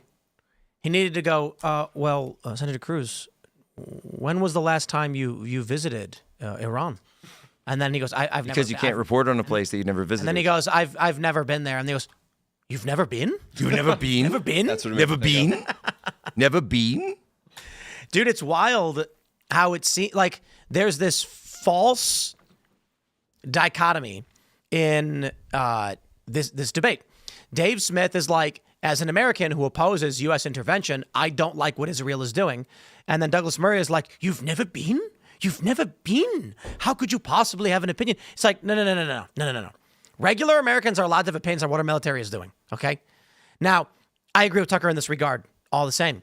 U.S. sitting senators shouldn't call for intervention and regime change while not knowing details like 92 million. And you see what Ted Cruz tried to do in that regard? What does it matter if it's 80, 90, or 100? But he said that after Tucker. Because he didn't know if it was 30. Right. He didn't know if it was 20. Right. And 92 million is a massive population. Yeah, so Iraq is about 40. Iraq and Afghanistan are both about 40 million. Syria is about 25. Iran is, as best we know, 90, 92 million. So, I mean, just an order of magnitude larger than any of those countries. And yes, as I was saying earlier, the vast bulk of the population are Persians, but then you also have a variety of ethnic groups around the periphery. I mean, remember, this was the Persian Empire, right? So you've got Arabs, you've got Baluchis, you've got Sunnis, you've got the Kurds up in the north, which of course they would like to link this sort of Kurdistan across Iran, Iraq, and Syria, where they have holdings now with the new government, where they're trying to work on a deal for some kind of connection there. And of course, Turkey and Erdogan hates the Kurds, and so he would love nothing more than a destabilization of Iran, leading to a civil war, which he could then exploit the same way he exploited the Syrian civil war, like this year, like within the last couple of weeks, in a sense, where he installed this new totally reformed terrorist as the leader of Syria. And so yeah, I mean, there's just a ton. It's a complex area. It's an extremely complex area. And I really do think that anyone who says that they know what would happen, if the U.S. took this action or that action to effect regime change, they're just blowing smoke. I mean, we never have been able to effect this in any country in the Middle East or really any other region of the world with one of these. And the population estimates do range from 85 to 90 or so million. Close. Yeah, the 2024 estimates are... So 92 is like in the middle. Yeah, 89 is the 2024 estimate. It's also a very young population. Their birth rate is actually one of the highest. Interesting. And so people have pointed this out many times that gives them a larger military age male population quotient relative to their population size, as opposed to say like Europe or some of these other areas, United States, where our population is generally aging because our birth rates are down so low. Israel, of course, also has an extremely high population or birth rate, even though they're I believe less than 10 million in Israel, just under 10 million. We're going to go to your chats, my friends. So smash that like button. Share the show with everyone you know. Old college buddy? Haven't talked to him in a few years? Hit him up. Be like, hey, man, how's it been? I haven't seen you in forever. Are you watching Timcast IRL right now? Because you should be. And apparently that works because some woman the other day told me that her sister-in-law shared the show with her. Thank you. Shout out. And you can follow me on X and Instagram. We're going to have that uncensored show coming up at 10 p.m. at rumble.com/TimcastIRL. Don't miss it. But for now, we'll grab your chats. We got My Name is Yeet, who says first. Congratulations. Shane H. Wilder says, I'm optimistic about Trump calling Elaad and hope he's taking time to weigh everything. None of us want to be involved in another pointless Middle Eastern war, regardless of what the Gray House poll says. To be fair, I have been thinking about it these past few minutes, and I got to be honest. The advertising revenue from the ratings spike from war footage, it's going to be fantastic. Think of all of the Teslas you could buy, Phil. A lot of them. A lot of Teslas. A lot of Teslas. Yeah, so, the media loves war because it gives them footage of bombs, explosions, and suffering. And as you know, this is an industry of vultures. Yeah, the Murdochs love it. The Murdochs, of course, were cheering on the Iraq War when it happened back. If it bleeds, it leads. March of 2003, and there's no question that they're cheering this on as well. All right. Alpha 2 Omega says, howdy, peoples, with a heavy heart that I thank you for your prayers. My friend Rupert, real name Anthony Douglas Chandler, nicknames Taco, and Lil Tony passed away from cancer yesterday. Sorry to hear it, man. Sorry to hear it. Let's see. What else do we got here? Cup of Soothe says, all we have to do is keep the proxies at bay and all other Arab nations from engaging. That's it. I'd keep the proxies at bay and all other Arab The nations. Iranian proxies, I believe they're talking about. Wait, can you say it again? All we have to do is keep the proxies at bay and all other Arab nations from engaging. Yeah, which... Good luck. Yeah. Right. I mean... Good luck with it. Yeah, just go ask them. Yeah. All right. HS Disturbed says, how do you say that Israel's completely capable of defending itself while also saying that we've been funding Israel for too long? Seems like a contradiction to me. I support Israel because I believe it is a sacred holy land. Somehow that makes me either a neocon or a cultist. I'm neither, but I do trust Trump on this. He hates war and knows more than us. It makes you totally based. Don't let anybody tell you otherwise. This guy and his Bolton brothers. Yeah, I mean, I've been to Israel multiple times. I certainly believe it is the Holy Land, and I think there's a range of opinions that a lot of people can have on what the best way to keep it safe is. All right. I think there's kind of Israel derangement syndrome on both sides, that some people think they walk on water and can do no wrong. Other people think, you turn water and water comes out of the faucet, and Israel and the Jews did it. So I think, I don't know. I'm generally more on the pro-Israel side, but I'm also pro-averting. Oh, there was one guy over there who could walk on water, but it was only one. Barry N. McGrowan says, who on tonight's show ever served in the military, and did they ever serve in combat? If not, STFU. No. You can go F yourself. I think People are that allowed to have opinions. I think that goes right in the same vein as the Douglas Murray statement. I really do. Does the Village People military count? How many push-ups did you do? 12, 13, maybe. That's enough for the Air Force. Okay. I think the last president who served was Chair George Bush Sr. Just In World War II, yeah. Vice served. president would be J.D. Vance. not vice president, but president. 'cause president, the yeah. president is the commander in chief. So we haven't had. Is that how that works, really? Yeah. So we haven't had a commander in chief who's seen fighting since George W. Bush. Yeah, so currently J.D. That went Vance great. is the closest you would say. Just think important context there. Is a Destroyer says, I'm not against Israel, and I don't want to ask this question, but it must be asked. With the precision of intel and force used in the bombings, how did Israel miss October 7th? I think Israel missed October 7th because they had their eye on the ball in Hezbollah and Iran, and they were able to actually take out their targets in Hezbollah and Iran extremely effectively. And I think that's where they had their focus because they thought the issue in Gaza was already neutered. False flag, man. Wasn't there... I think there's also something to say about, again, nobody cares about, we don't need to belabor the point of the horrible atrocities that happened on October 7th. And I don't think anybody here wants to hear Jewish sob stories any more than they've already have. But I think there is something to say about how the Israeli psyche deeply was affected by October 7th, and they are still reeling from that tragedy that happened there. It is in no way comparable to 9/11, but I think there's a way to... After 9/11, the mood in the country changed permanently, and I think there was a similar effect in post-October 7th society in Israel. The mood has changed drastically and differently, and I think, obviously we overlook that now, but in there's still a lingering feeling of that terrorist attack. For sure. And unfortunately, just on that point, that in the U.S., we saw the neocons totally abuse that emotional situation in order to push for forever war. Bueno Malio says, Padilla's name is pronounced Padilla. I hope he liked how the ground tastes. I just hope you all realize I was pronouncing his name wrong intentionally to disrespect him. Yep. I didn't pronounce it wrong to disrespect him. I just pronounced it wrong. Padilla. Does that mean something in Spanish? You say pollo. 2 L's make a yo. We're not speaking Spanish. No, I'm a huge proponent of saying that if you're not speaking that language, and I'm sure plenty of us around here can speak different languages, that if you're speaking English, just go ahead and say it the English way. Like, it's totally fine. Mi gallo es mi amigo. Whoa.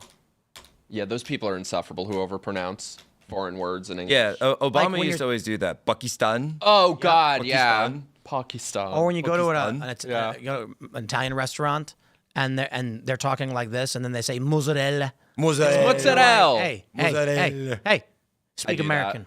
just say it in English. Like, it's fine. Those tacos de polo. Here's the reason. Here's the reason, right? Is because the point of language is communication, right? And effective communication. So for effective communication, if someone doesn't understand what you're saying, that's on you, because you're not effectively communicating. And so the point of effective communication is that someone can always understand what you're saying. If you're a waiter, if you're wait staff, your goal is to sell the sell the stuff. Now, if you're trying to put flair on something, I think that might be okay, but you don't want to go so overboard that you're alienating a customer base. I think if you're an English speaker and you're visiting any other English-speaking nation, you should immediately adopt their accent. So if you're in Ireland, you should start talking like this to everybody you meet. That's what Lindsay Lohan did. Why are you talking like that? Because we're supposed to. I code switch I gotta stop the To language. the Middle you know East and became Middle Eastern for a bit. Perfect. Lindsay, I missed this. And she tried to kidnap some orphans there. I think I totally Remember missed that? this episode of Lindsay Lohan. When she tried to, she live streamed it. She tried to kidnap a bunch of Middle Eastern orphans. That's hilarious. I'm not making this up. No, I don't think you are. I just totally missed this. Yeah. I code switch like a politician. If I'm talking to a white group of people or a black group of people, I talk completely different. No, code switching is different. I want to hear code switching is different. Yeah, but liberals code switch to incompetence. It's true. We bring this article up all the time, but liberals act incompetent around black people. They do. Yeah. Yeah.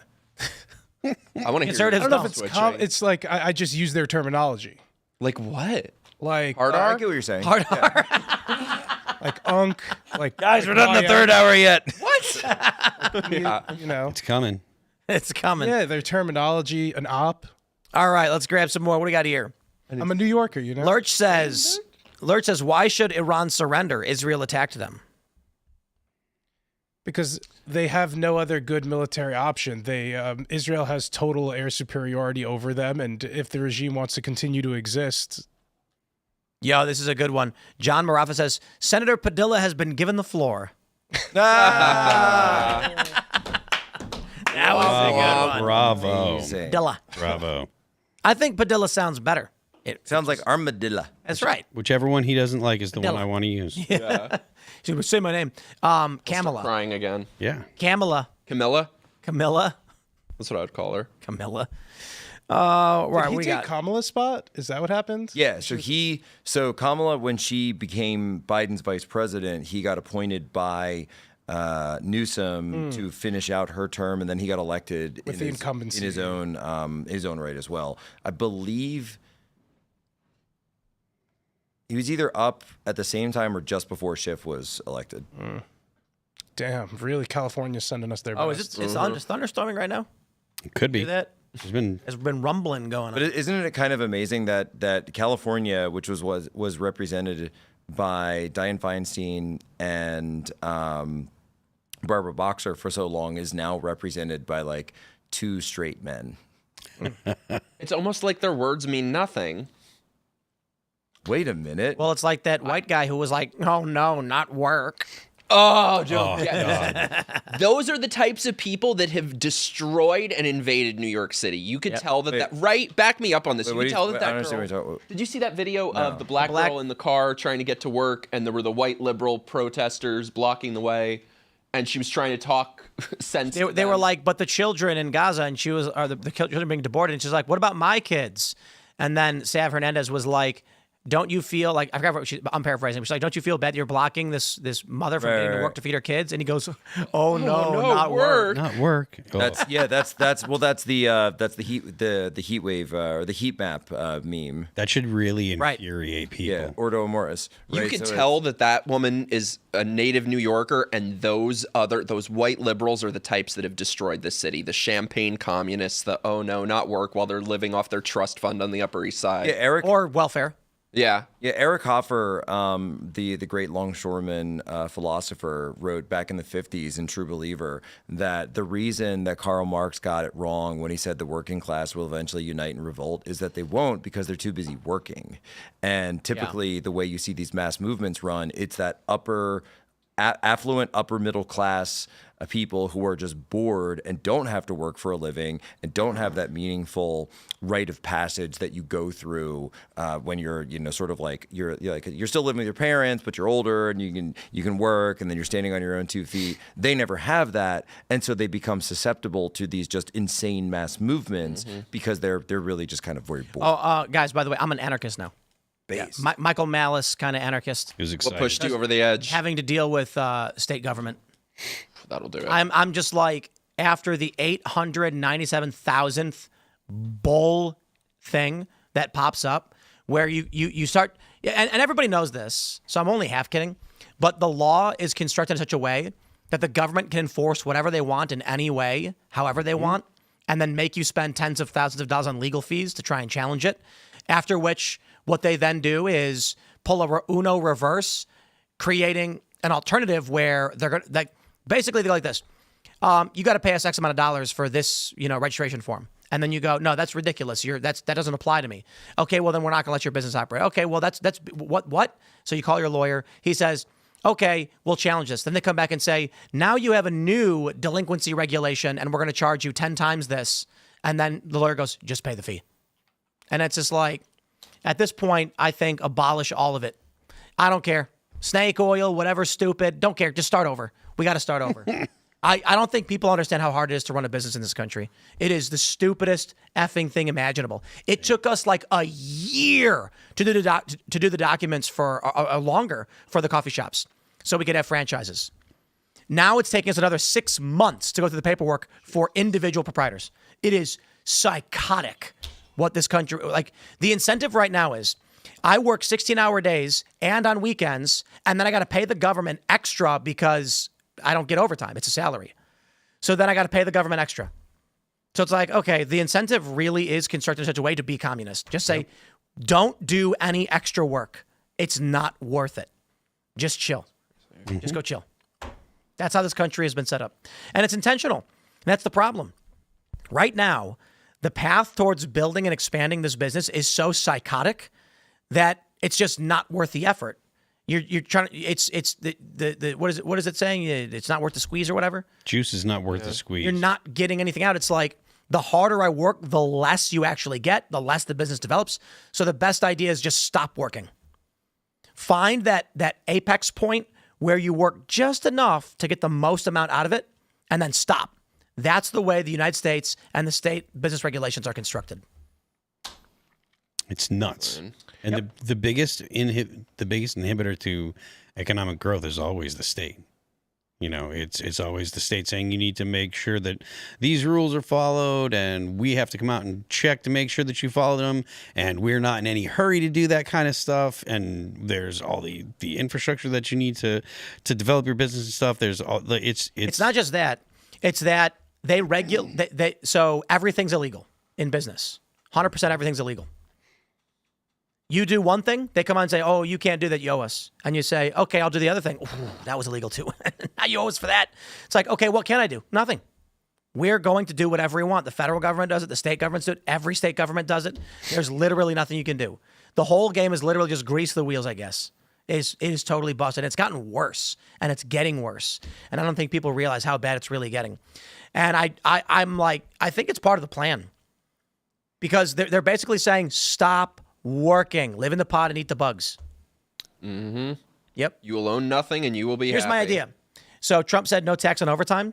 I'm going to start paying myself an hourly wage, and then my contract will have mandatory overtime. You do a morning show, you get paid your 8 hours. But then you got to work another 8 because of the late show. We'll pay you overtime. And then I got to pay taxes on it. Yeah. There you go. Although, to be fair, I think there's a cap.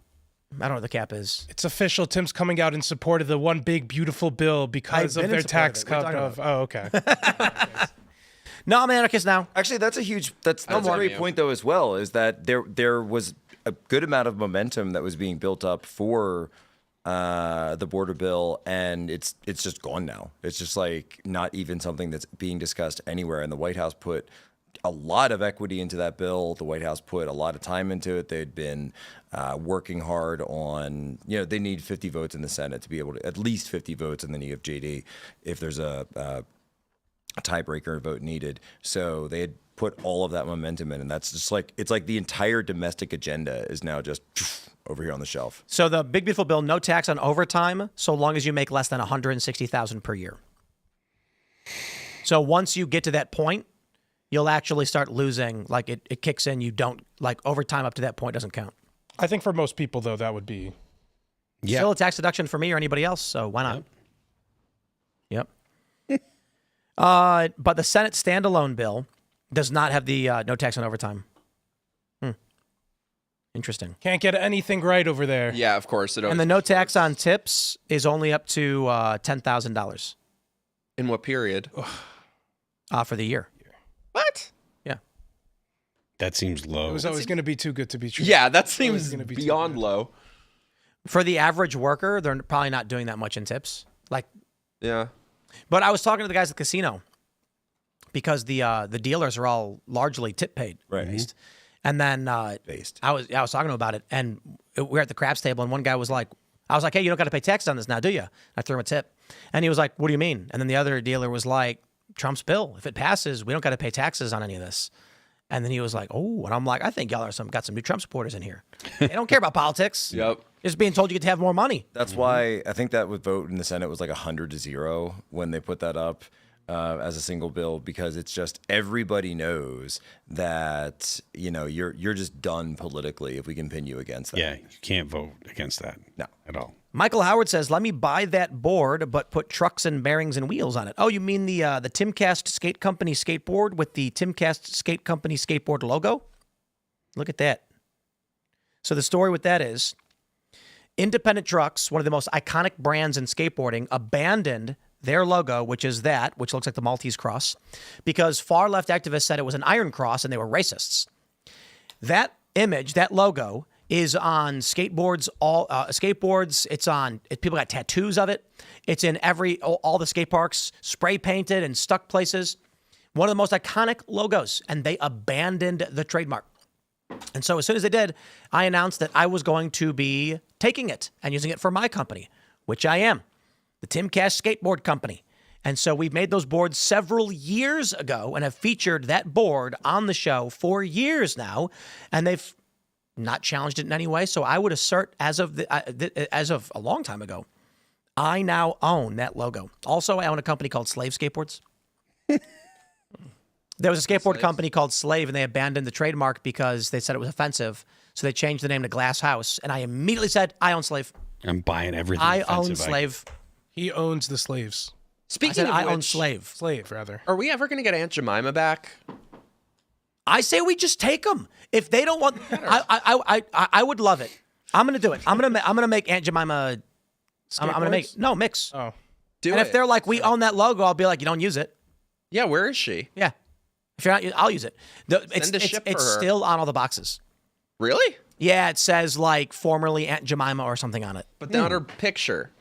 You know what's really funny is like the brand Aunt Jemima was great. It's like that you're loving Aunt making you pancakes, syrup, lots of syrup. But now it's the Pearl Milling Company. Ew. Yep. And it's just like, it looks generic and disgusting. And you're like, what is this? It sounds generic and disgusting. I don't want it. Yep.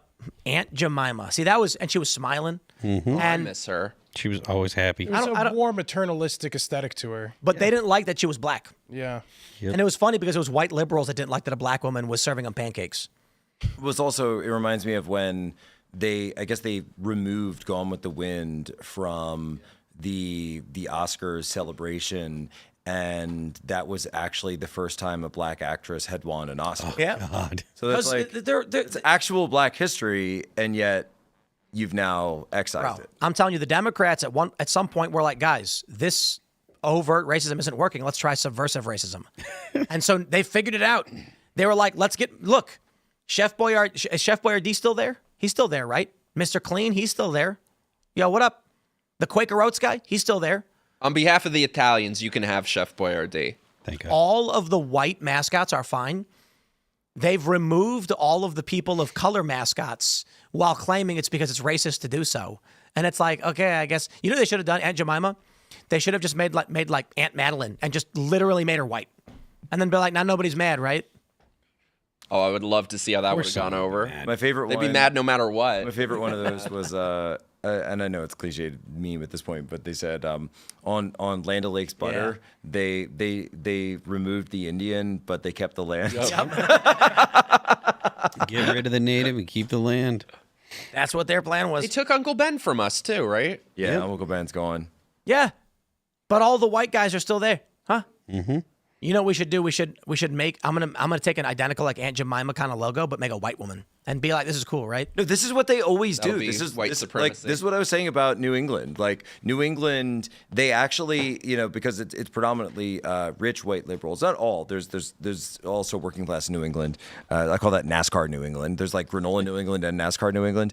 But in granola New England, you notice that the way that they run their personal lives is actually very not woke. Their divorce rate is low. They're very homogenous. Obviously, they don't practice DEI at all. They don't practice CRT at all. It's just they say they support those things. Hey, wait, Aunt Jemima's back. And then they wait, No, she's what? not. I just Google searched it, and you can buy it right now. Aunt Jemima Buttermilk Complete. But like that's not like some eBay guy who's like No, got it's him in the back of his Walgreens. van. or Breaking something. news right here. Walgreens.com. She's back. Shop all Aunt Jemima products. We won. For real? And then, because I was just like, I'm going to Google search this and see if What we about can Uncle Ben? What about Uncle Ben? get it. Walmart has Aunt Jemima original syrup. Uncle Ben. If we got them both back. Yep. Walmart has Uncle Trump's Ben, America. and there is a black man on the box. Woo. Nice. Good for him. Yeah, You make that rice, Ben. there he is. They brought him back. When was this news? No one ever said anything. Yeah, how did we miss this? I bet Land O'Lakes didn't bring back. Land O'Lakes has not brought her back. She was. Oh, she gone. She's gone.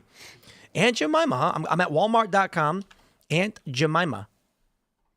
Let's see what's up. No, on Walmart it says pearl milling. Ugh. That's gross. Yo, that's weird. On Walgreens.com. Maybe she's on her way back. She's like on the ship here. What if it's just like 5-year-old, a box of Aunt Jemima they still have? It probably is. Okay, yeah. Because we went to, what store was it? It was like, Wegmans? Oh, yeah. Wegmans, yeah. Is that what it's called? Yeah, and they had a big, huge thing of pearl milling company. And I was like, it's the only time I'm inclined to go Antifa and just start knocking things down. Get out of here. Anyway, my friends, smash the like button. Share the show with everyone you know. We're going to that uncensored call-in portion of the show. You can find that at rumble.com/Timcast IRL. Don't miss it. You can follow me on X and Instagram at Timcast. If you'd like to call into the show, join our Discord server at timcast.com. There's tens of thousands of people. It's a chat room. Hang out 24/7. You will make friends. Some people even got married. Like several people got married in our Discord. Not a joke. You should officiate. Yeah, maybe. Did they get married yet? High enough level member. He wouldn't show up in a suit. Mike, do you want to shout anything out? You can find me on X at not Mike Harlow or my YouTube channel at Mike Harlow. I'm very excited for the uncensored show because I'm always sweating trying not to curse on the live one. But thank you for having me. I'm so happy to be here. Good job. Jack Posobiec against regime change wars. Well, there you go. That too. I hope you guys. Elaad enjoyed- for them. Well, again, Ethnic John Bolton. Iran cannot get a Now who's nuclear beating around the weapon. bush? That is the tagline. My name's Elaad Eliyahu. I'm a journalist here at Timcast. You could follow me on Instagram and Twitter at Elaad Eliyahu to follow my White House reporting and field reporting. Recently, it's been ICE protests and ICE arrests outside of immigration courts. I am Phil That Remains on Twix. I'm Phil That Remains official on Instagram. The band is All That Remains. You can check out our new record entitled Anti-Fragile on YouTube, Apple Music, Amazon Music, Spotify, Pandora, and Deezer. Don't forget the left lane is for crime. We will see you all over at rumble.com/TimcastIRL. Thanks for hanging out.